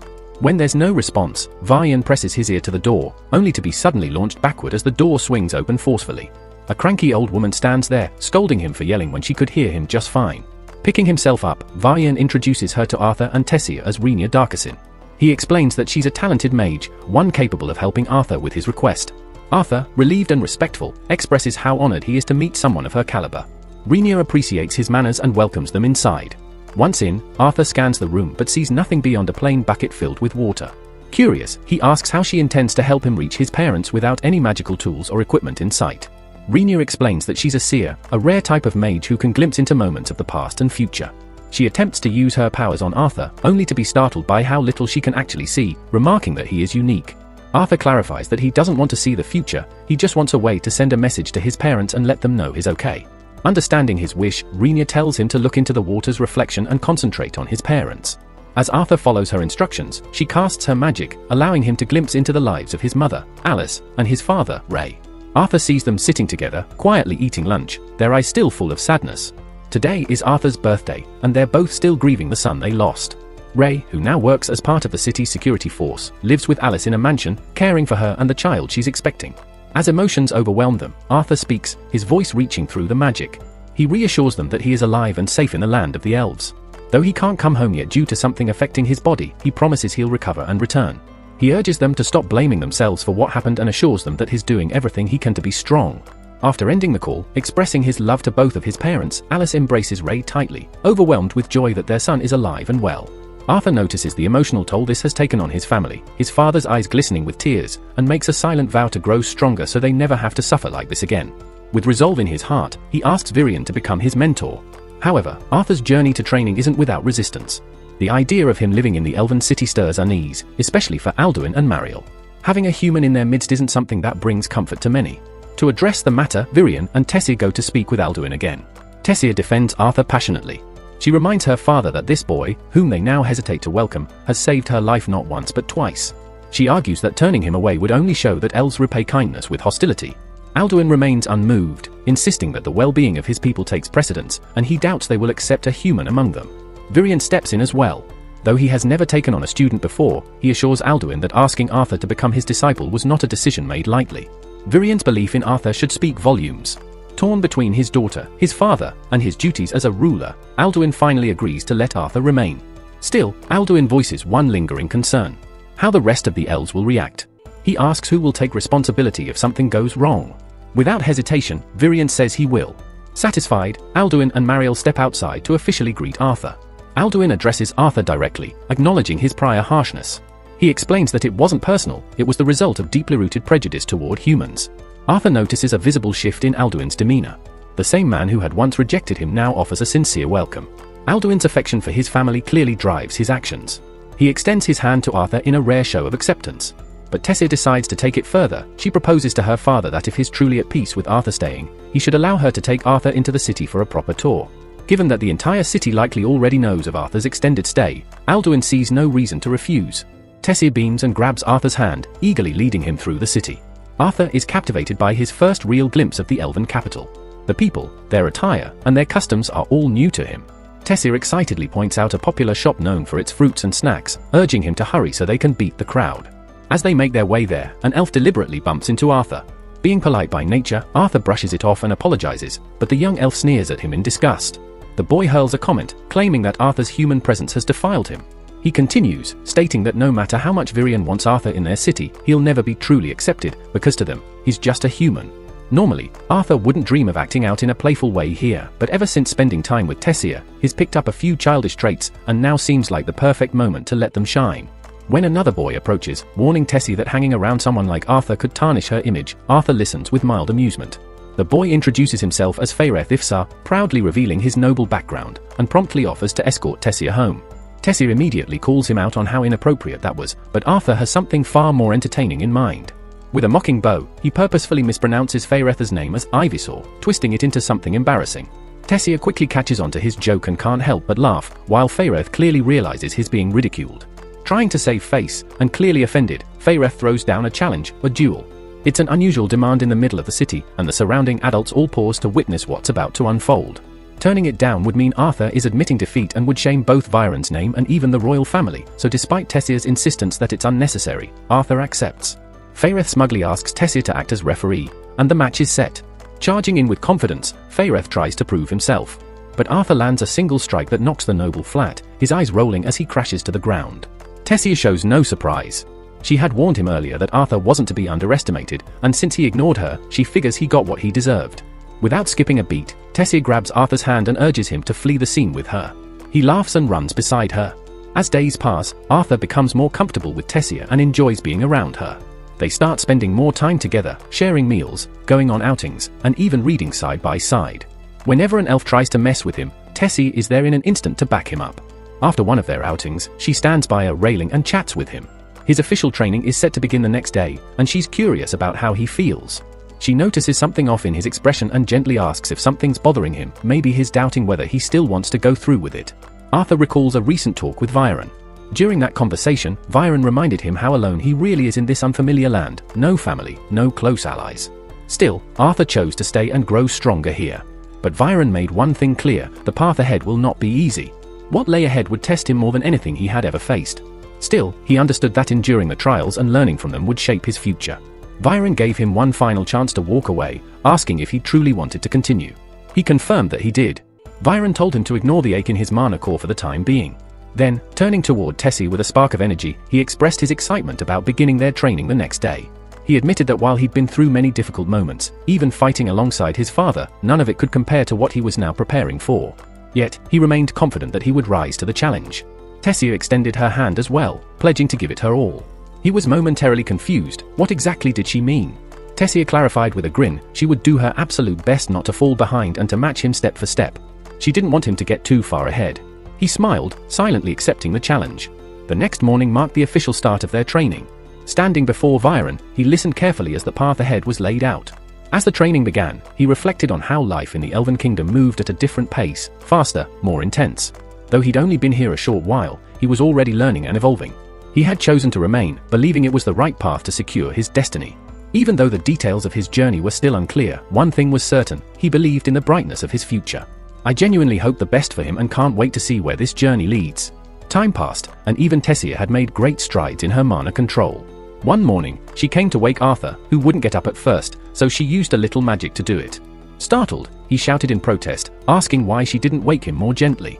She just grinned, knowing full well that she had tried that first. Thanks for watching. Please like, share, and subscribe for the next part.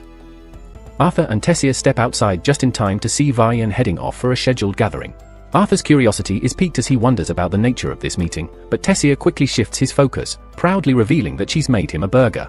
Before he can even respond, she makes it clear she expects proper appreciation for the effort she put in.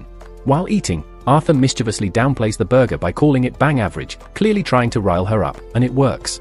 After their light-hearted breakfast, the two make their way to the training grounds where they begin some unarmed sparring under Varian's watchful eye. Eventually, he hands them wooden swords to raise the challenge, and Arthur continues to poke fun by calling Tessia a pretty little princess.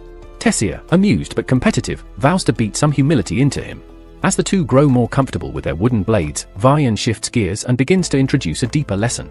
This time, on the fundamentals of mana. Varian explains that in this world, when someone awakens mana, they typically align with one of four core elements: fire, water, wind, or earth. These affinities often depend on racial traits. Elves usually bond with wind, while other races lean toward earth or water. Dwarfs, in particular, demonstrate strong proficiency in both fire and earth. Humans, however, are known for their flexible potential with all four, though it's limited to a single affinity per individual, and that affinity is determined randomly. There are rare exceptions, borderline myths, where a human can tap into more than one element. Based on the subtle hints, it seems likely Arthur may fall into that category. Tessia then raises a question about why Arthur hasn't trained his body while using mana the way she has. Varian explains that Arthur's current weakness stems from a conflict within. A beast will residing in his mana core that's throwing off the balance between his physical form and magical abilities. This internal imbalance is what's causing Arthur's recurring chest pain. He quietly wonders whether this beast will is connected to Sylvia, but knows he doesn't have enough evidence to be sure yet. Varian tells them that they'll need a deeper understanding of Arthur's condition before they can help. Tessie playfully asks if the pain flares up whenever she lands a solid hit during training, and Arthur admits she does hit pretty hard. He then explains Tessia's recent power boost. Turns out elves typically awaken mana by age 10, and Tessia, being 9, has just gone through that awakening. The sudden burst of power even caused her to accidentally destroy her bedroom in her sleep, which Arthur finds eerily similar to his own early mana awakening, where he wrecked his family's home as a baby. That's also why Tessia has been able to keep up with him in training now. She's developing fast and learning alongside him. During one of their training sessions, Varian decides it's time for Arthur to awaken the latent force within him, his primal bond. To help Arthur take this major step, Varian tells him that if the ritual is successful, it will free him from the constant pain he endures and mark his true beginning as a bonded warrior. Curious and hopeful, Arthur agrees and prepares for the process. Varian explains that the ritual starts by igniting a spark within Arthur's magical core. Reassuring him that the sensation will only be mildly warm, Varian channels his own energy into Arthur, but something unexpected is triggered. Arthur cries out in pain as a surge of power erupts from within him, sending both Varian and Tessia hurtling backward. Once the process finishes, Arthur collapses. Alarmed but understanding what's unfolding, Varian quickly carries him back to the castle and waits patiently until Arthur regains consciousness. When Arthur wakes, Varian gently asks about the entity he connected with. Arthur vaguely mentions that the force inside him seemed to be that of a dragon. Having already suspected this, Varian becomes grave. He warns Arthur to never reveal this secret to others. Such a rare and powerful bond would make him a target for those with dangerous intentions. Now that the bond has been awakened, Varian informs Arthur that he will be returning home in 4 months, which surprises him, as he had believed his training would last 2 more years. Varian explains that a special internation exchange is planned by the Allied Realms, and a portal to Xyrus City, where Arthur's parents live, will be opened then. Arthur is moved upon realizing that the meeting Varian attended recently was actually to secure this opportunity for him. Touched, he reflects on what it means to be returning home, and how Tessia might react. Varian reassures him, saying that Tessia already knows thanks to her parents. That night, Arthur quietly speaks to the mysterious egg he's kept close, sharing his thoughts about leaving. To his shock, the egg begins to glow. As it hatches, Arthur watches in awe and slight fear, as a small, cat-like dragon emerges. Instantly charmed by its appearance, Arthur's joy is short-lived when the creature bites his arm. However, the bite is not hostile. It creates a magical seal that allows him to hear the dragon's voice, which is an adorable mess of incoherent sounds. Still, Arthur is grateful for the connection and names her Sylvie, after his mother figure, Sylvia, while pondering the purpose of the seal on his arm. Amused and overwhelmed, he jokes to himself about becoming a parent at 8 years old, likening his situation to another life from a different world. Exhausted, he falls asleep with Sylvie curled beside him. Her arrival is sure to stir reactions among those around him, especially Tessia, given her vibrant personality. Morning comes swiftly, and as usual, Tessia bursts in to wake Arthur. A heavy sleeper, he barely stirs. When she removes his blanket, she's met with an unexpected sight: Sylvie. Her shriek is loud enough to startle Arthur awake, but to his surprise, it's not a scream of fear. Tessia is thrilled by the sight of the tiny creature. She holds him gently, cradling him as one would a child. Together, they make their way toward the training grounds to meet Varian. Along the path, Tessia tries everything she can to win over Slyvi, coaxing and reaching out in hopes the little creature will come to her. But this companion, no, this beast, shows affection only to its true master. Upon reaching the training area, Varian isn't surprised. He immediately guesses the situation, asking if this is the result of the beast will merging, to which Arthur confirms with a nod. As Arthur gazes at Sly Vi, his expression darkens with concern, worried about how such a being might be received in society. Though Arthur doesn't speak his concern aloud, Virion catches on and reassures him. A dragon? No one would believe it anyway. They'll simply claim it's a rare mana beast. With that settled, training begins. Now that Arthur has tapped into beast mana, Virion says the next step is to train it effectively. And what better method than through combat? Virion transforms into his own spirit beast. The resulting form is terrifying, its presence, aura, and the very shadows it emits overwhelm the onlookers. The children are visibly shaken. To intensify matters, Virion instructs Arthur to fight him in that form. Fight? Arthur can hardly fathom it. He can't track the beast at all, it vanishes and reappears at will. Defeated before he can even act, Arthur concedes. When Virion returns to his elven self, he explains that the form he took is called the Shadow Panther. This creature masters both sound and light manipulation, making it nearly impossible to detect. As formidable as it is, maintaining the form is exhausting. Done toying with Arthur, Virion pulls out a training staff to continue lessons the old-fashioned way. Time passes, days blur into weeks, possibly even months. Arthur diligently sharpens both his mana control and beast will. His strength grows, and eventually, he becomes capable of standing against the Shadow Panther. All the while, the date of the upcoming gate's opening approaches. Tessia begins to feel the strain of his looming departure. A celebration is held in the city before the exchange, yet she can't enjoy it. Her close friend is leaving, and it weighs on her. Arthur encourages her to smile, trying to ease the moment. While walking through the city, a boy collides with him and gives him a strange look, probably because Arthur is human. That boy turns out to be Faereth. Remember him?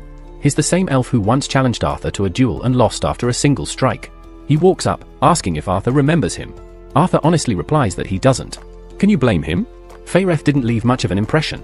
The boy tries to refresh his memory and then declares he's ready for a rematch, sure that this time, he'll win.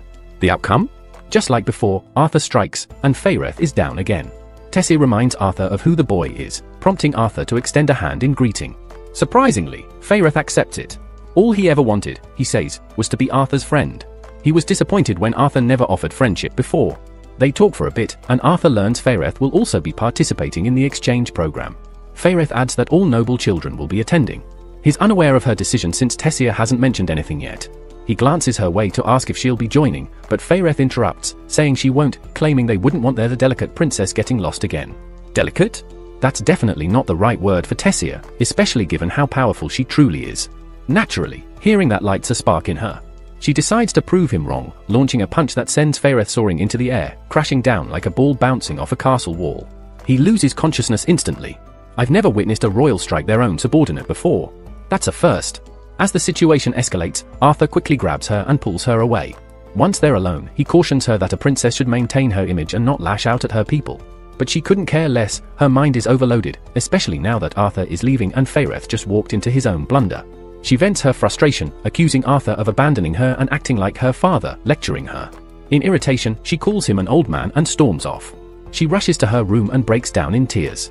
Later, realizing how upset she is, Arthur quietly climbs through her window, bellflowers in hand. She notices him standing there, and walks up to him. He gently tucks a bellflower behind her ear and invites her to come outside. Ignoring the warnings about the woods, they venture in together. There, Arthur lights a small fire for warmth. They sit side by side and begin to talk. Sleep starts to take her, but she fights it, wanting to stay close to him a bit longer. As they talk about life back in the human realm, she finally dozes off beside him. Morning arrives, and it's time for Arthur to depart. Varian hands him a compass to help him navigate, pointing out the Aralith insignia on it, an emblem that would guide him back should he ever return. He also slyly hints that he knows about Arthur's night with Tessia. Just before leaving, Arthur asks if Tessia is around but assumes she's too upset to show up. Then, just as he prepares to step into the portal with the others, Tessia runs toward him, calling his name, and even trips along the way. She clings to him tightly, reminding him to eat properly when he's back home. He hugs her back, telling her he'll miss her. Through tears, she says she'll miss him too. The portal shimmers open. It's an emotional farewell. After a long journey, Arthur returns to the human kingdom. Arriving at Xyrus, he feels joy knowing he'll soon see his family. He walks to his home, steadies himself, and knocks on the door. A little girl rushes over and opens it. He stares at the tiny girl before him, instantly realizing it's his sister. His parents appear, calling out the girl's name, Eleanor. They freeze in shock when they see who's standing there. Arthur smiles and simply says he's back. As they look on in disbelief, the son they thought they lost has finally returned. The following day, Arthur arrives in Xyrus City and is finally reunited with his family. To his surprise, he learns he now has a younger sister named Eleanor. Apparently, Alice and Ray have been telling her stories about Arthur for years, so she's thrilled to finally meet the brother she's only heard about. Once they're inside and settled, Alice immediately asks Arthur how he's been holding up. The last time they communicated, Arthur mentioned he was unwell, so she's understandably anxious and wants to know if he truly recovered. He reassures her that he's doing much better now and there's nothing to worry about. Still, knowing they deserve to understand what happened, Arthur begins to share everything that occurred since they were separated. He leaves out sensitive details like his encounter with Sylvia and the inheritance of her beast will, focusing instead on his friendship with Tessia and his time recovering in the Elf Kingdom. Despite his reassurances, Alice still appears uneasy and voices her concern again, saying that if his condition were to return, there wouldn't be much they could do in their current circumstances. Arthur tries to ease her worries, telling her the issue won't resurface. Since he can't be upfront about the beast will, he creates a cover story that his earlier illness was a result of awakening his mana core prematurely, which led to instability. Though it doesn't sit well with him to mislead his parents, Arthur believes it's best to wait until he's strong enough to handle the potential fallout from the full truth. At that moment, Ree notices Sylvia and asks about her origins. Arthur keeps his cool and claims he found her in a mana beast's den and decided to adopt her. Eleanor is instantly captivated by Sylvia, and the two quickly form a bond. But Ree isn't done with his questions. He stands up and asks Arthur about the current level of his mana core. Alice immediately scolds him, thinking it's unfair to put pressure on Arthur so soon after his return, but Ree insists he just wants to see how much his son has grown. Arthur doesn't mind and is about to answer, but he first flips the question, wondering how Ree managed to afford such a comfortable home. Ree chuckles and explains that he works tirelessly as a security trainer for the Hellsea auction house, and his mana core has now reached the dark orange stage. Arthur is genuinely impressed. Orange is a high-level mana core, and with the scale going from black to white, the lighter the color, the more powerful the core. Ree's always had an unconventional approach to training, emphasizing physical conditioning, but Arthur didn't expect him to have advanced so far in mana cultivation as well. Pleased with his own progress, Ree turns the question back to Arthur. Arthur responds that his core is currently at the light red stage, and Ree immediately bursts out swearing upon realizing Arthur is just one step away from overtaking him. Unfortunately, he forgets Eleanor is still in the room, and she promptly starts running around repeating all the colorful language she just heard. Ree still can't believe Arthur's nearly caught up to him in strength, and there's no way he's letting that slide. He throws down a challenge for a sparring match in the garden, right then and there. Arthur agrees without missing a beat, but before they can head out, the living room doors swing open and Vincent strides in, asking if Ree's kid has come back yet. Ree introduces him as Vincent Helsty, the owner of the auction house where Ray works, so in short, Ray's boss. Vincent and his wife, Tabitha, are eager to finally meet Arthur since they've heard plenty about him. Arthur greets them with polite formality, which already wins Vincent over. There's no way those manners came from Ray. Then Vincent and Tabitha bring in their daughter, Lilia. She's a bit reserved at first, but the second her eyes land on Sylvie perched on Arthur's shoulder, she lights up. She asks if she can pet Sylvie, and after Arthur gives the okay, she practically melts, cuddling the little dragon like it's the most adorable creature she's ever seen. While she's doting on Sylvie, Ray quietly tells Arthur to be mindful, not to go around breaking things since technically, Vincent owns the place. Vincent tenses at the mention of damage, and his concern only grows when he hears Ree and Arthur plan to go all out in the garden. Everyone heads outside to watch the duel, but Vincent can't help but voice his doubts. Can a kid like Arthur really be at the light red core level? Alice, who knows her son better than anyone, reassures him. Arthur's always been a quick study, and it's not like he has anything to gain by pretending. Tabitha just tells Vincent to calm down and enjoy the fight. What nobody realizes, though, is that Arthur could have advanced to the orange stage long ago, but his training with his beast will meant he had to leave his mana core untouched. Now, though, he's ready to show off, and he's got a few new tricks he's been waiting to unleash. The match kicks off with immediate intensity, blow for blow. Arthur and Ree clash, and Ree's impressed by how far Arthur's come. Still, Ree keeps the edge in raw physical strength. After a few sharp exchanges, they break apart, and Ree grins, saying it's time to take things up a notch. He ignites his hand in flames and warns Arthur he still has time to back out. In this world, every mage has a natural leaning toward a specific element. For conjurers, controlling their element comes easy, but for augmenters, it's tougher, at least until they reach a certain tier. Once they do, they can discover their elemental affinity and use it to supercharge their physical abilities. Ree's resistance to fire-based attacks makes the battle much harder, so Arthur decides it's time to get serious. He starts channeling raw mana directly into his arms.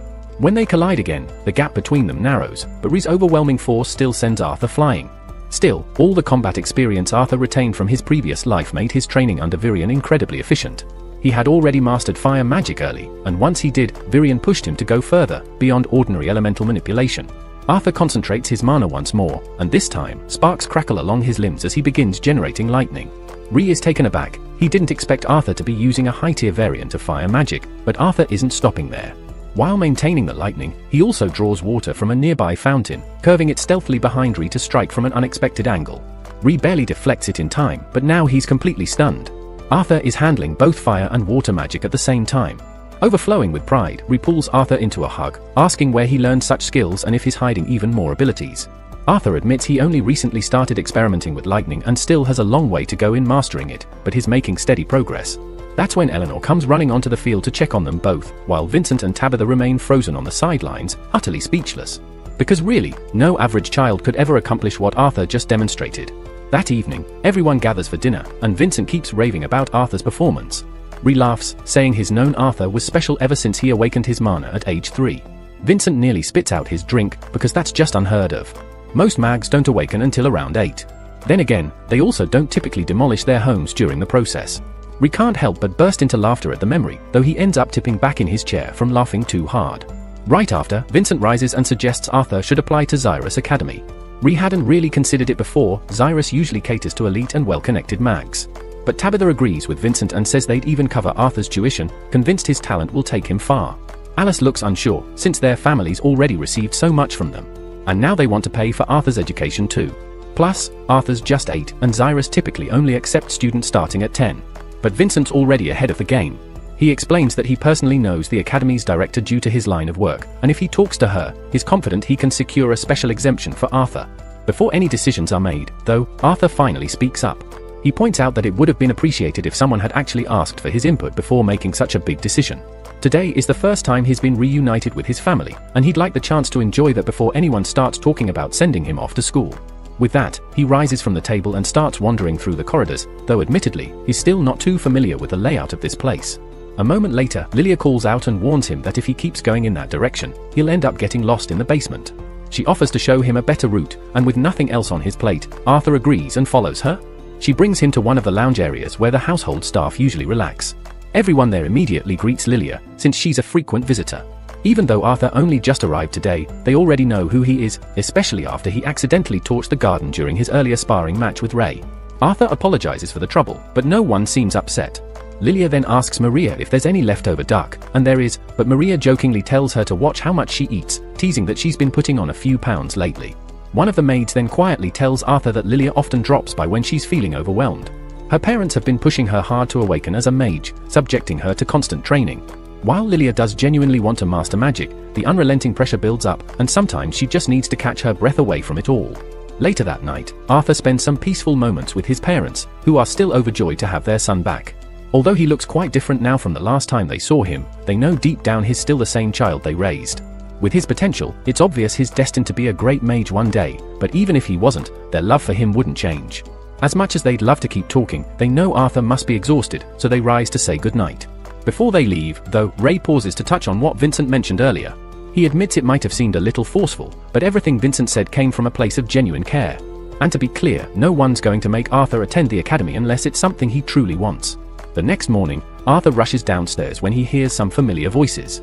The Twin Horns group heard the news about his return and came by to check on him. Arthur is thrilled to see them again, but Angela is even more excited. She immediately wraps him up in a massive, heartfelt hug.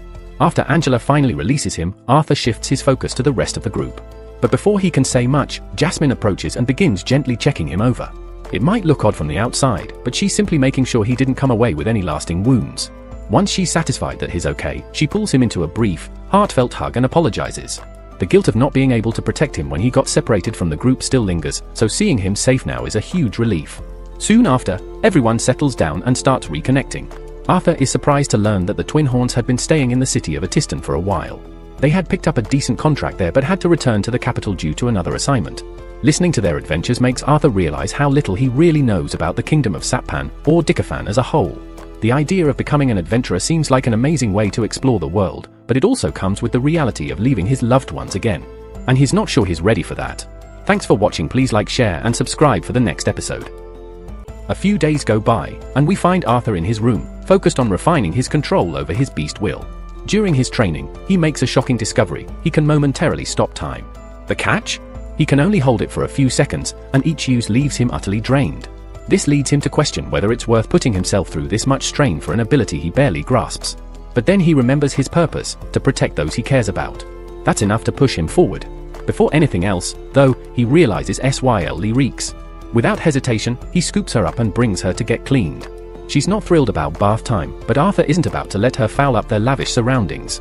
Speaking of which, with the Helsty estate being so grand and luxurious, Arthur figures the auction house tied to it must be making serious money.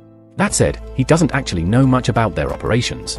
After giving Syl a proper cleaning, he's drying her off on his bed when his family shows up, reminding him that he could use some freshening up himself. During his stay in the Elf Kingdom, he never paid much attention to his appearance, but that changes when his mother drags him to her preferred salon. The stylist promises a transformation, but in reality, Arthur just ends up with a neater version of his usual look. Still, everyone insists he looks way more presentable now. Arthur finds it odd that they care so much about how he looks, until Tabitha tells him they're taking him to their auction house. Since it's a high-profile venue frequented by royalty, they can't have him showing up looking like he just walked out of the forest. Already being in Terror City, she offers to take him around for a bit, and Eleanor eagerly jumps in, wanting to spend time with her big brother. Lilia, who used to be Eleanor's go-to companion before Arthur returned, feels a little sidelined, but she brushes it off because she wants to be around Arthur too. They all end up having a fun day together, playing games and joking around by a statue where they try ring toss. Out of nowhere, some random guys hurl a ring at Arthur's head and stroll off like it's nothing. Arthur's baffled and asks Lilia what that was about. The guy seemed way too smug.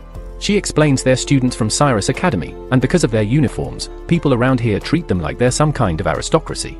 Arthur's annoyed. He hoped to escape this kind of elitism, but he decides to let it go for now. Not long after, he picks up on a weird energy coming from a nearby shop and heads over to investigate. His parents tell him it's a place affiliated with the Beast Corps.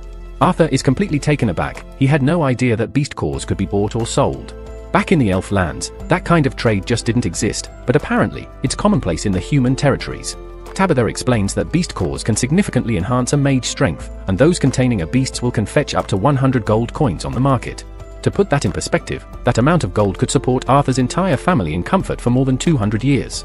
She adds that their auction house will be featuring some beast cores soon and even offers to let Arthur examine one if he's curious. Arthur politely declines, saying he's satisfied with the core Sylvia gave him.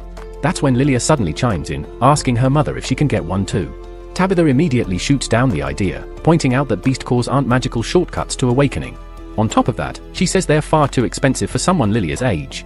Lilia tries to argue her case, but Tabitha stands firm and ends the discussion.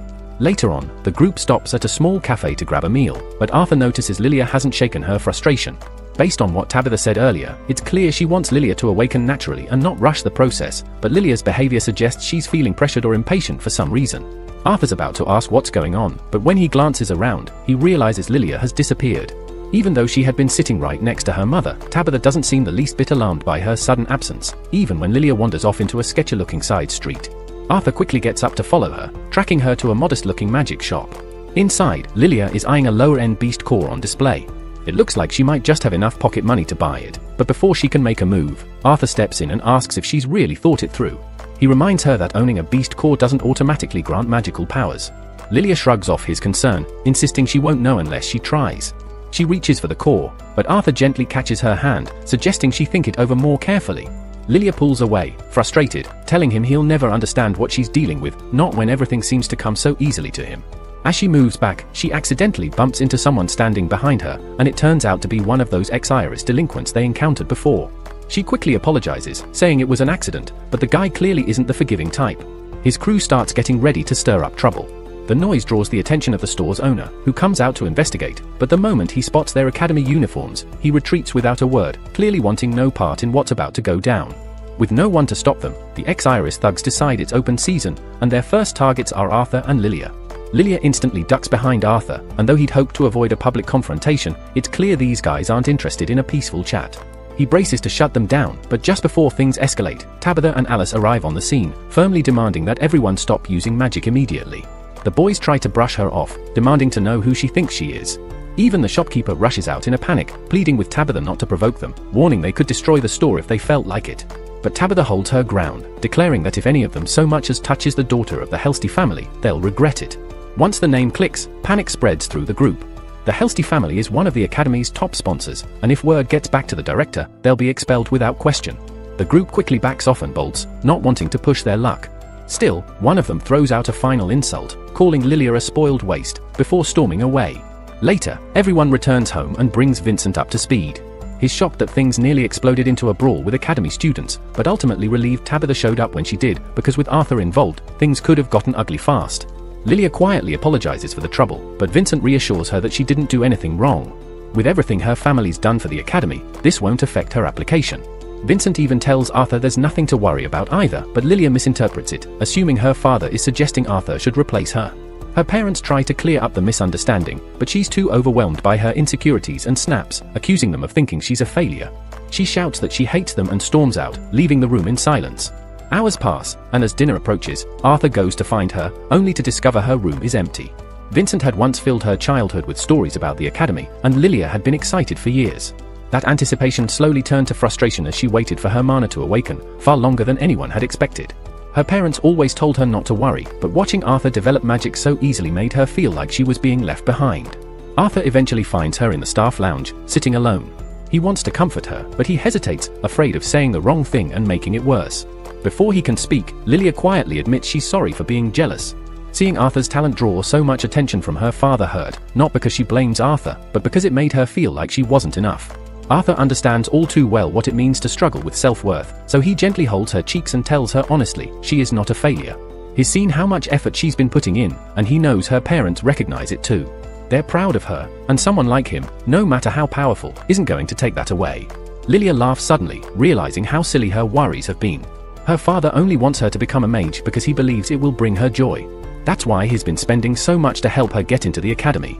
She understands that her parents don't want her to push herself too hard, but with everything Vincent does behind closed doors, it just makes her seem like a spoiled rich girl in the eyes of others. Arthur understands how she feels and offers a solution. He asks her if learning magic is something she truly wants. If it is, then he knows a way to speed up the process. That night, Arthur tells her parents she's left the house, and they're stunned. They immediately ask for an explanation, and Arthur says he sent her away to train, to give her a chance to awaken her magic. To ease their fears, he assures them she's in good hands with people he trusts. Still, Vincent and Tabitha demand to know why he made such a big decision without consulting them first. Arthur explains it wasn't his choice alone, Lilia wanted it this way. If she had stayed to say goodbye, her emotions might have held her back. But she didn't leave without saying anything. She left a letter, and Arthur hands it to her anxious father. In it, Lilia writes that she's always felt like she was falling short because she couldn't use magic. But no matter how long it takes, she's determined to train and become a powerful mage. Until then, she's not coming home. She asks them to take care of themselves while she's gone. After reading that, Vincent drops to his knees, devastated, because he realizes he's the reason. He's the one who made her believe that becoming a mage was the only path to happiness. But the reality is, magic or not, she's his daughter, and he could never see her as anything less than worthy. As those words leave his mouth, Arthur steps aside and calls out for Lilia to come in, and to Vincent's astonishment, she enters from behind the door. She'd been there, listening, the whole time. Vincent, clearly confused, asks what's going on. That's when Arthur steps forward and begins to explain. He starts by apologizing for misleading everyone. He admits it must have been frightening to think Lilia had disappeared, and he deeply regrets putting them through that. But his reason was simple. He wanted to show Lilia that her parents' love isn't conditional, that even if she never learns magic, she's still cherished. Instead of reacting with anger, Vincent listens carefully. He begins to realize just how unaware he's been until now. So he walks over to Ray and Alice and expresses remorse for trying to rush Arthur back into the academy without thinking. Then he turns to Lilia and sincerely apologizes for ever making her feel pressured to become a mage. He tells her that she doesn't have to attend the academy, and she doesn't need to become anything she doesn't truly want to be. What really matters is her happiness. Lilia appreciates his words, but tells him that she still wants to go to the academy, on her own terms. Even if it takes a few more years for her mana to awaken, she's determined to get there through her own effort. She wants to become a mage not only for herself but to bring happiness to others through her magic. Hearing this, Arthur smiles and promises to help her unlock her mana. Since he's already helping Lilia, Arthur decides to assist Eleanor as well. The two girls take a seat in the middle of the room, preparing to begin. He instructs them to breathe deeply, hold it, and slowly exhale with their eyes shut, trying to sense the mana within. Eleanor quickly connects with her energy, but Lilia struggles. Doubts begin creeping in, maybe she doesn't have it in her. But Arthur encourages her to keep trying. He places a hand on both of their backs, letting them know he's going to stimulate their mana, and that it might feel warm. As the process begins, shimmering lights dance before Lilia's eyes, and finally, her mana awakens. Her face beams with joy. It's a moment of pure triumph. Arthur soon arrives at the Helsty auction house alongside his sister Lilia, Eleanor, Alice, and Mrs. Helstia. Alice, slightly anxious about her children's behavior given the presence of royalty tonight, expresses her concerns. Tabitha, ever composed as the one overseeing the event, reassures her that there's nothing to worry about and encourages them to enjoy themselves however they please. As they proceed inside, walking down the lavish red carpet, Arthur mentally prepares himself to encounter nobles, aristocrats, and perhaps a few seasoned adventurers. From his perspective, the main purpose of this gathering is for wealthy attendees to purchase rare and valuable items curated by Vincent and other collectors affiliated with the Helsty auction house. Lilia leads Eleanor to a display featuring high-grade beast cores set to be auctioned later. Meanwhile, Arthur finds himself captivated by an odd statue, its purpose unclear. He briefly entertains the idea that it might be significant, but quickly dismisses it with a mental shrug. In another part of the venue, Reynolds fulfills his role as head of security, delivering instructions to his team to stay vigilant in case of any criminal activity. Soon after, Vincent calls for the audience's attention in the exhibition hall, signaling the start of the formal event and introducing the evening's esteemed guest. No less than King Blaine Glader himself has arrived, accompanied by Queen Priscilla, Prince Curtis, and Princess Kathleen. The crowd bursts into applause at their presence, and Arthur notes the overwhelming reception, deducing that the king must be a well-loved leader. With Vincent's announcement, the Helsty auction house's 10th anniversary officially begins, stirring a feeling of familiarity in Arthur. He recalls experiencing something similar in his past life. Vincent presents the first auction item, a finely crafted sword made by a world-renowned blacksmith. It's enchanted, giving it an electric charge that enhances sharpness and cutting power. The opening bid starts at 50 gold coins, quickly rising to 100 as eager bidders compete. Observing this, Arthur contemplates acquiring a blade of his own someday, one he could perhaps infuse with his magical attributes. The next item up for auction is a peculiar mask that, despite its plain appearance, is somehow considered far more valuable than the beautifully forged sword. Alice, keeping an eye on things, notices that Sylvie, Arthur's pet, is no longer on his lap.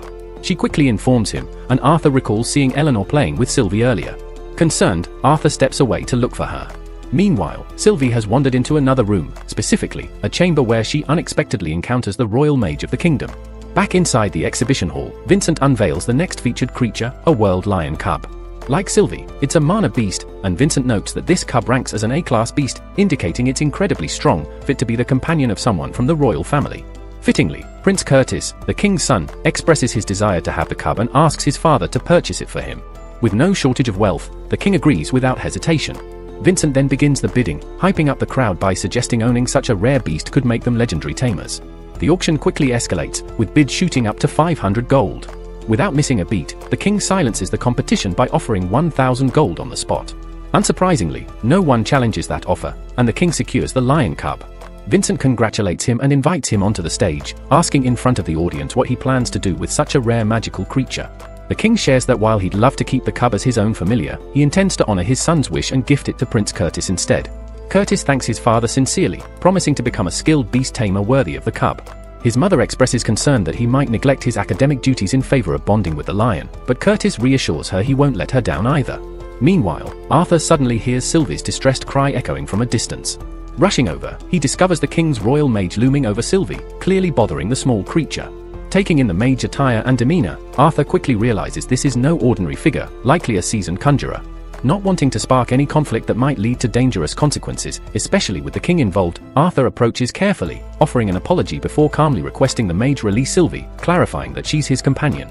The royal conjurer responds by claiming he thought the beast was up for sale and expresses disappointment that he can't acquire her. Sensing danger, Arthur suspects the mage might try to abuse his status to forcefully take Sylvie. Acting swiftly, Arthur reclaims Sylvie and respectfully says he needs to be on his way. Yet the conjurer blocks his path, declaring he has been searching for a beast like Sylvie for a long time and refuses to let Arthur keep her. He insists he could better harness her power and demands Arthur surrender her immediately. To intimidate him, the mage casts a blast of fire magic, assuming Arthur is just a foolish child. But Arthur stands firm, refusing to back down and calmly questioning why he should give up his own partner, regardless of the other's position. The royal conjurer insists that his actions are necessary for the nation and its future, but Arthur remains unmoved. He turns his back and begins walking away, paying no attention to the man's justifications. Feeling insulted, the conjurer raises his voice, warning Arthur that if he continues to defy him, not only he but his entire bloodline will suffer consequences. Arthur, having once held the title of king himself, does not take kindly to such threats. He stops, pivots slowly, and releases a crushing aura that fills the room. With narrowed eyes, he dares the conjurer to repeat his warning. The intensity of Arthur's killing intent shatters every glass object in the building. His sheer presence suffocates the onlookers, leaving them gasping for breath. Elsewhere in the estate, the current king senses an ominous disturbance and orders his guards to locate the source. Meanwhile, the royal conjurer collapses, paralyzed by fear and unable to speak. Arthur quickly realizes what he's done. His emotions burst forth unchecked, spreading terror throughout the auction house. What was meant to be a routine gathering spirals into chaos, with everyone on edge. Thankfully for Arthur, the crowd within the central building doesn't connect the incident to him. He lowers his head slightly and mumbles an apology under his breath, especially to Sylvie, who he notices trembling beside him. The event doesn't end there, nor is the situation easily brushed off.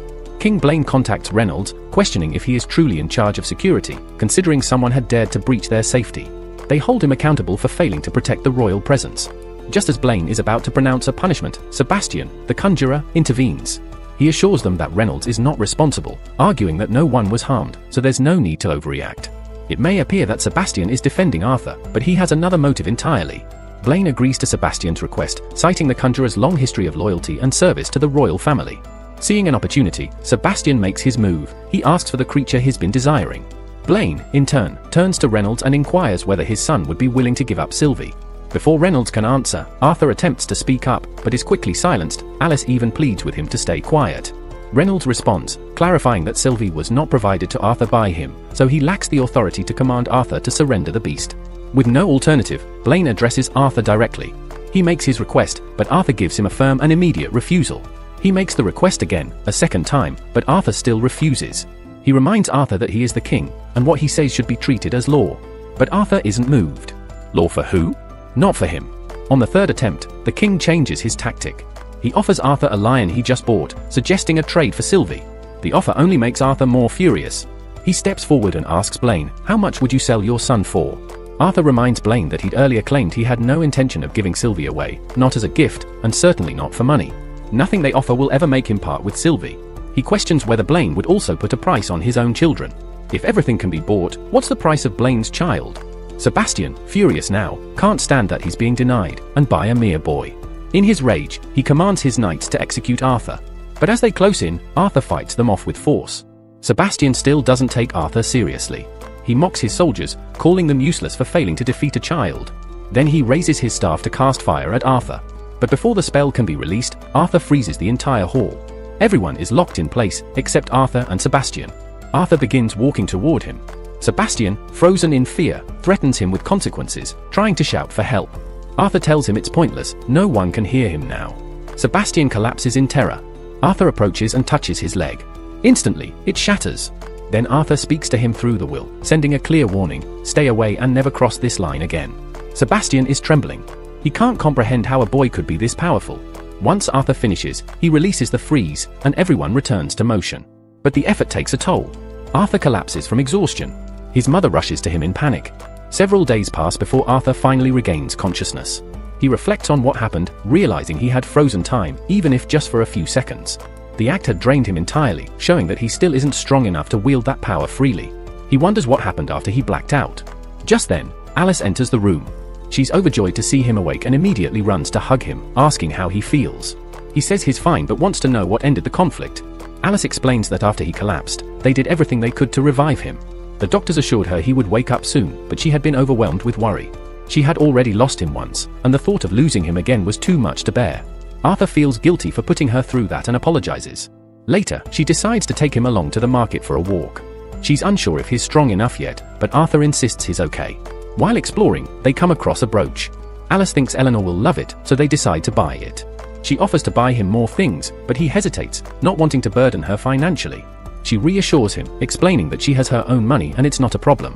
It dawns on her that her product has grown quite popular, even among the nobility, thanks in large part to Tabitha, who introduced it to them. They shop for a while, gathering various items, and head home with their arms full. Upon arriving, they find someone visiting Reynolds. The man is deep in conversation with him. Arthur meets Reynolds' friend at the doorway, who tells him to stay quiet, but Arthur walks in anyway. They learn the king has sent an emissary to offer compensation for the recent incident. Reynolds is clearly upset, refusing to accept that money alone can make up for what happened to his son. He argues that Arthur nearly lost his life, and that cannot be taken lightly. Arthur steps in, asking what the king really said. The messenger responds that the king believes the situation was exaggerated. Arthur is irritated. It sounds like the royal court is trying to make themselves look like the wronged party. Arthur presses further, asking what happened to the knights who attacked him. The man replies that they were dismissed from duty. He then inquires about Sebastian and is told that he too was fired. However, when it comes to the matter of Sebastian's injured leg, the man says there's no proof Arthur was responsible, so it's merely Sebastian's word. He ends by acknowledging Arthur's talent but points out that Arthur lacks refinement. He advises Reynolds to raise his son with better manners. Arthur reflects on his own actions, admitting he may have been too aggressive, and agrees to accept the apology, along with the money. Once the visitor leaves, Reynolds does something unexpected. He gives all the money to Arthur. He tells Arthur that since he was the one who suffered, he's the one who deserves it. Reynolds insists he take it, explaining he'll need funds if he wants to build a future or start something new. Arthur realizes this is true. It's a heartfelt moment between father and son. That evening, Arthur is lost in thought. The incident opened his eyes. Despite all his strength, he's still a child in this world. If he truly wants to make a difference or wield authority, he must rise to a position of power. He leaves for a walk near the academy and spots a bird. Curious, he follows it, where the academy's director awaits him, thanks to a meeting arranged by Vincent. Arthur is determined to make this opportunity count, knowing that the director wields absolute authority within the academy and possesses political sway that nearly rivals the royal family. The director, intrigued by the praise she's heard from Vincent, is eager to see for herself whether Arthur lives up to the reputation. Arthur confidently declares he's prepared, prompting the elderly woman to activate a magic barrier to block detection from outside sources. She notices with interest that Arthur remains calm even when she uses a massive amount of mana. Though internally impressed, Arthur keeps a stoic face and chooses to display just a glimpse of his strength, enough to capture her interest. He starts by manipulating wind magic to unearth several rocks and launches them at the director. She effortlessly stops the attack with earth magic, crushing the projectiles with ease. Though surprised, Arthur remains composed and decides to switch tactics, aware that wind is his current weakest element. Next, he unleashes an earth magic assault, striking from multiple directions simultaneously. Once again, she casually neutralizes the attack, this time using wind magic. Determined to change the pace, Arthur closes the distance with boosted physical stats, aiming to show off his combat skills. Still, the old woman repels him with a gust of wind, knocking him to the ground. Despite being rattled, Arthur notices that she seems impressed, which was his goal all along. She remarks that Arthur tends to overrate himself, but acknowledges his considerable strength and talent. Still, she has one last trial before granting him approval. She tells Arthur to withstand her next spell and remain conscious, then casts a powerful sound-based attack that makes Arthur feel as if his skull is being split open. Despite the overwhelming pain, Arthur endures the spell's full duration. Satisfied, the director confirms his past and says she wants to personally mentor him, offering to teach him everything she knows. When she notices Arthur still staring at her in silence, she prompts him to speak, suspecting he came with something important to say, since he wouldn't have come just to display his powers otherwise. Arthur tells her plainly that she possesses the authority and strength necessary to keep his family safe, and if she agrees to ensure their protection, he's prepared to enroll in the academy and acknowledge her as his mentor. The elderly woman is taken aback by his audacity, pointing out that not even royalty would dare make such a bold, one-sided proposition to her. Arthur, however, remains confident, stating that he believes he is more than capable of meeting the terms he set, and he's certain she's thinking the same thing. Though initially surprised, the director is intrigued by his boldness. Arthur then clarifies that he'll only be joining the academy when he comes of age. She informs him that he'll reach the eligible age for enrollment in 3 years, and suggests that joining now would allow him to grow even stronger. But Arthur explains that he wants to enjoy life and gain worldly experience while he still has the chance, which is why he plans to become an adventurer over the next 3 years. The director considers his reasoning and admits the idea isn't without merit. Still, she inquires whether his parents know of this plan. Arthur responds that he hasn't told them yet, but he intends to. She agrees to his conditions, if he can get his parents on board. But gaining their approval proves to be more challenging than he expected. Vincent ends up telling his parents about Arthur's adventuring plans before Arthur can explain it himself. Alice reacts angrily, not wanting her son to leave again after just coming home, while Reynolds sees the value in every man having his own journey. He says that having a guardian accompany Arthur might make things acceptable, but Alice refuses to consider it. Arthur manages to persuade her by promising to visit home every few months, and even more often, if she wishes. Eleanor is also saddened by his decision to leave, but Arthur reassures her that he's not going anywhere just yet. When Alice asks what's driving him to go adventuring, he offers thoughtful reasons about wanting to experience the same kind of thrill they once did, though deep down, he truly just wants to test himself and his abilities in real combat situations. Alice reluctantly agrees, but Reynolds insists on assigning someone to watch over Arthur to make sure he stays safe. He soon gathers his old team for a lunch meeting and asks if anyone is willing to take on the role of watching over Arthur. Adam flatly refuses, joking that he doesn't like kids and fears Arthur might someday murder him in his sleep. Everyone is on board, though most are convinced that if something goes wrong, Adam will be the reason. Reynolds mentions that he can't offer much payment for the task at the moment, but they all reassure him none of them are in it for the money. They genuinely want to support Arthur's development. Unexpectedly, Jasmine, the group's groomer, steps up and offers to take the role, shocking Alice since Jasmine despises bodyguard duties more than anyone else. Jasmine insists she's doing it for Arthur, and the group agrees that she's a great fit, especially since she's an augmenter capable of manipulating wind magic. With Adam's nod as the team leader, the plan is settled. Later that day, Arthur and his family find Lilia meditating alone in the living room, and the Lena gets upset that Lilia started without her. Arthur is happy with how their training has progressed, though he secretly hopes the Lena doesn't awaken her magic too early. It would bring too much attention. Afterward, Arthur visits the auction house to choose a weapon for the guild entrance exam. Vincent welcomes him and tells him to browse freely. Arthur enters the armory and is stunned by the huge variety of weapons, but this quickly becomes a problem. He can't decide. Most swords are either two-handed or too bulky for his frame, even the single-handed ones. That's when Sylvie discovers something odd. Arthur initially thinks it's just a metal rod tucked under a table, but when he tries to lift it, he realizes it's far too heavy for that. He suspects it might be a sword, but it won't come out of its sheath through normal effort. Using his augmenter magic, he channels energy into it. As he does, glowing symbols appear before his eyes, and he manages to draw a breathtaking blade that looks like it's carved from crystal. It's slightly too heavy for comfortable use, but sharp enough to slice a barrel in one clean swing. Arthur notices a word inscribed on the blade, though it makes no sense to him. Suddenly, he's jolted by a shock from the weapon and drops it. When he picks it up again, the sword feels much lighter. To his amazement, it's also resized itself to match his smaller frame, making it far easier to wield. He's stunned, having never heard of a weapon that can adapt to its user. Just then, Reynolds and Vincent arrive, wondering why he's been in the armory so long.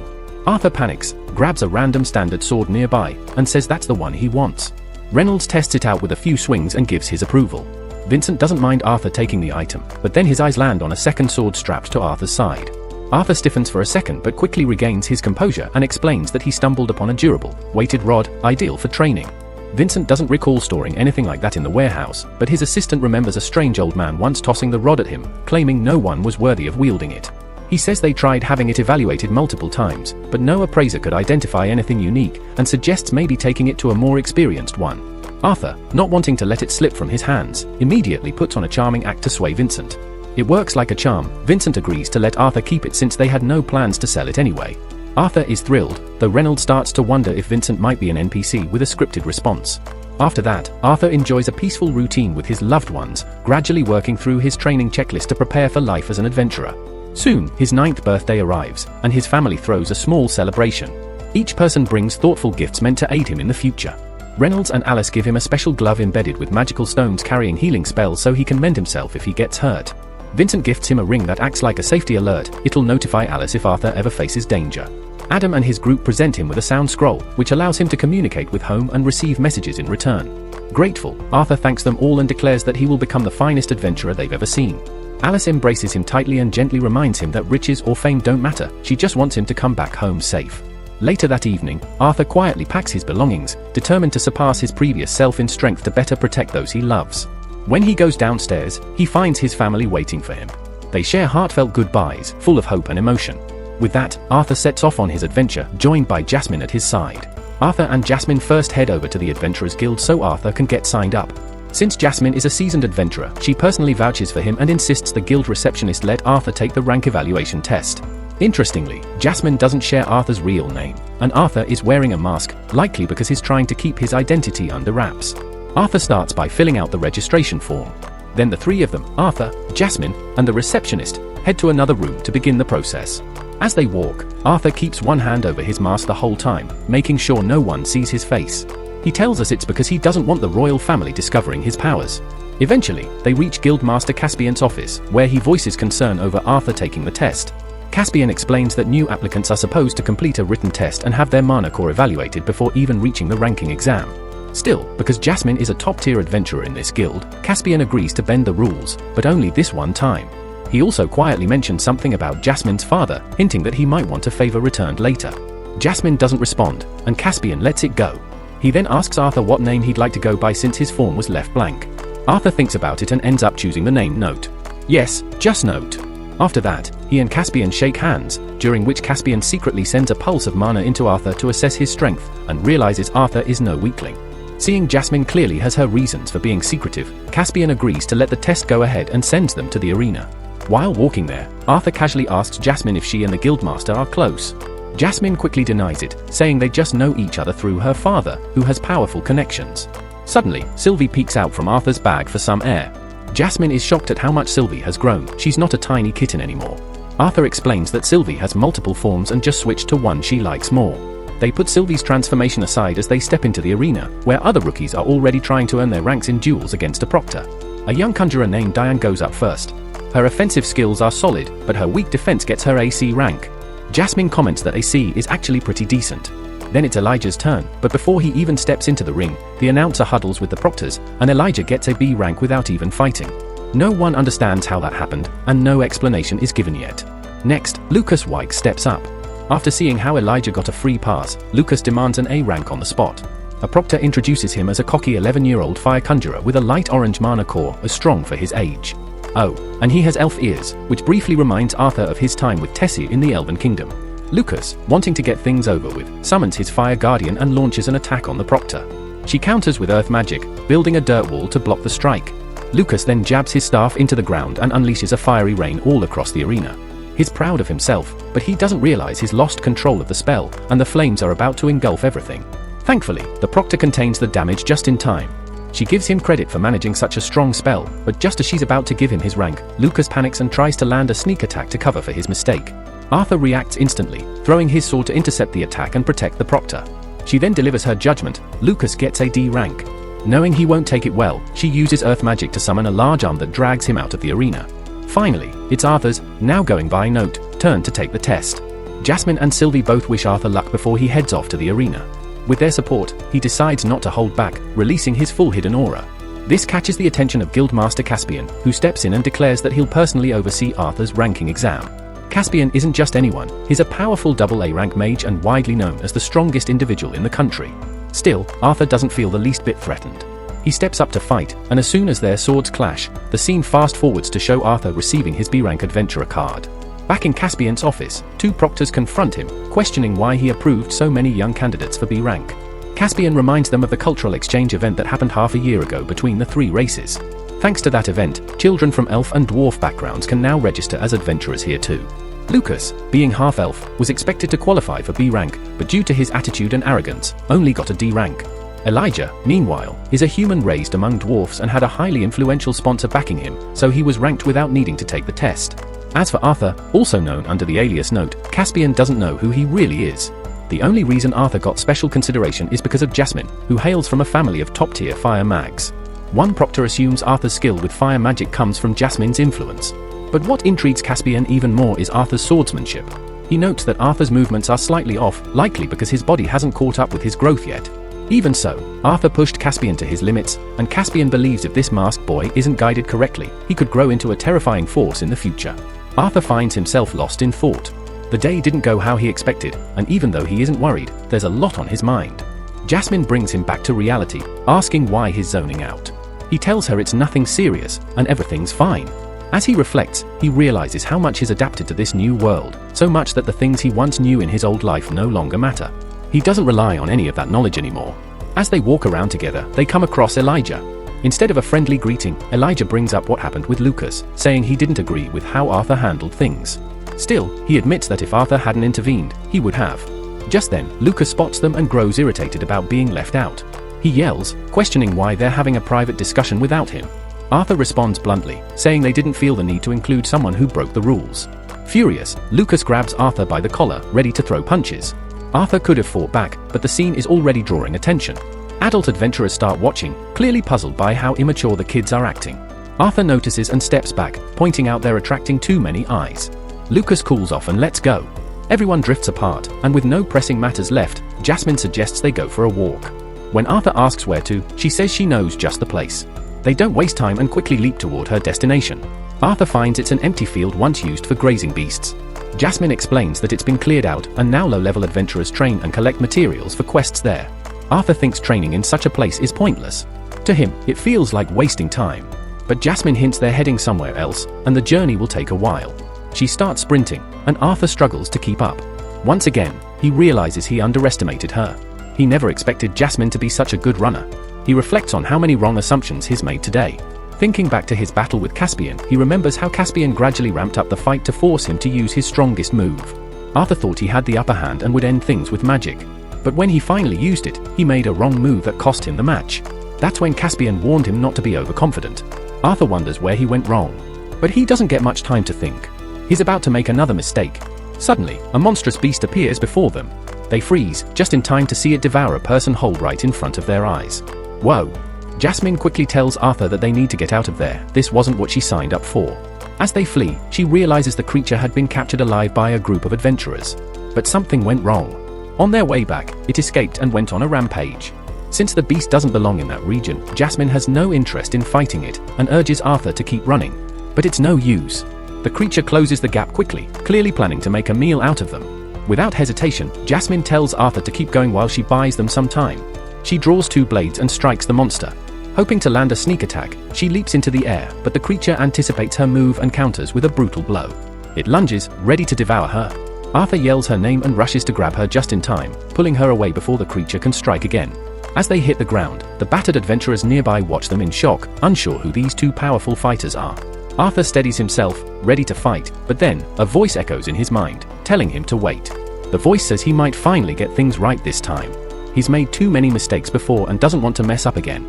Jasmine looks at him, calling his name. In that moment, he charges at the beast as it lunges forward. With swift, powerful swings of his sword, Arthur slashes repeatedly, until the creature finally falls. He breathes a sigh of relief. It's over.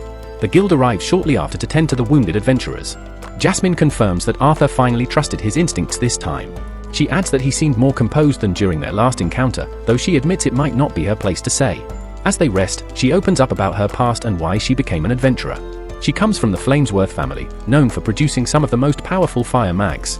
When she learned that the healing element was the most potent, she was thrilled. She awakened her magic early, well before her siblings, raising her family's expectations. But when they discovered she couldn't use fire magic, they dismissed her as worthless. That word strikes a nerve in Arthur. He suddenly stands, shouting that no element is better than another, it's how you use it that matters. Jasmine laughs, teasing him for getting so worked up. He admits it's because he understands her pain, he too was labeled worthless in his previous life. He can't stand to see someone else treated the same. Jasmine continues. She explains that the way Arthur stepped in to help her today reminded her of how the Twin Horns treated her. They scolded her, pushed her to improve, and taught her the value of teamwork. Without them, she wouldn't be who she is now. She asks Arthur what he thinks, but he stays quiet. As she drifts off to sleep, he watches her, reflecting on his own journey. Could he really change, like she did? He's not sure, but he considers everything that's happened since arriving in this world, meeting his new family, Tessia, Eleanor, and so many others. Maybe, just maybe, change is possible. Meanwhile, Tessie watches him through a magical glass, without Varian's approval. She sees Arthur with another woman and reaches toward the image, but of course, she can't touch him. Frustrated, she turns away, he's always off on adventures with other girls. Varian catches her and asks why she's spying. He tells her that if she's jealous he's exploring new things, then maybe she should try something new too. He hands her a book to read, and with a smile, she takes it. A new hobby to keep her busy. Time skips forward, 2 years pass. Arthur and Jasmine have become a famous duo, their names whispered all across the city. A group of men speak in awe of his strength. They recognize him as Jasmine's companion, the mysterious masked swordsman. Perched on a rooftop, Arthur enjoys the calm, until Jasmine joins him. She calls him down. They've got another mission. What a powerhouse team they've become. And that wraps up this season, folks. Drop your favorite scene in the comments, and let's show T-Bait the love they deserve. Rate this journey out of 10, I'm going with a full 10 myself. What a phenomenal series. Big shout out to ACAT Studio, easily a top tier adaptation. Don't forget to subscribe, it's free, and you can unsubscribe anytime. Thanks for tuning in, and see you in the next one.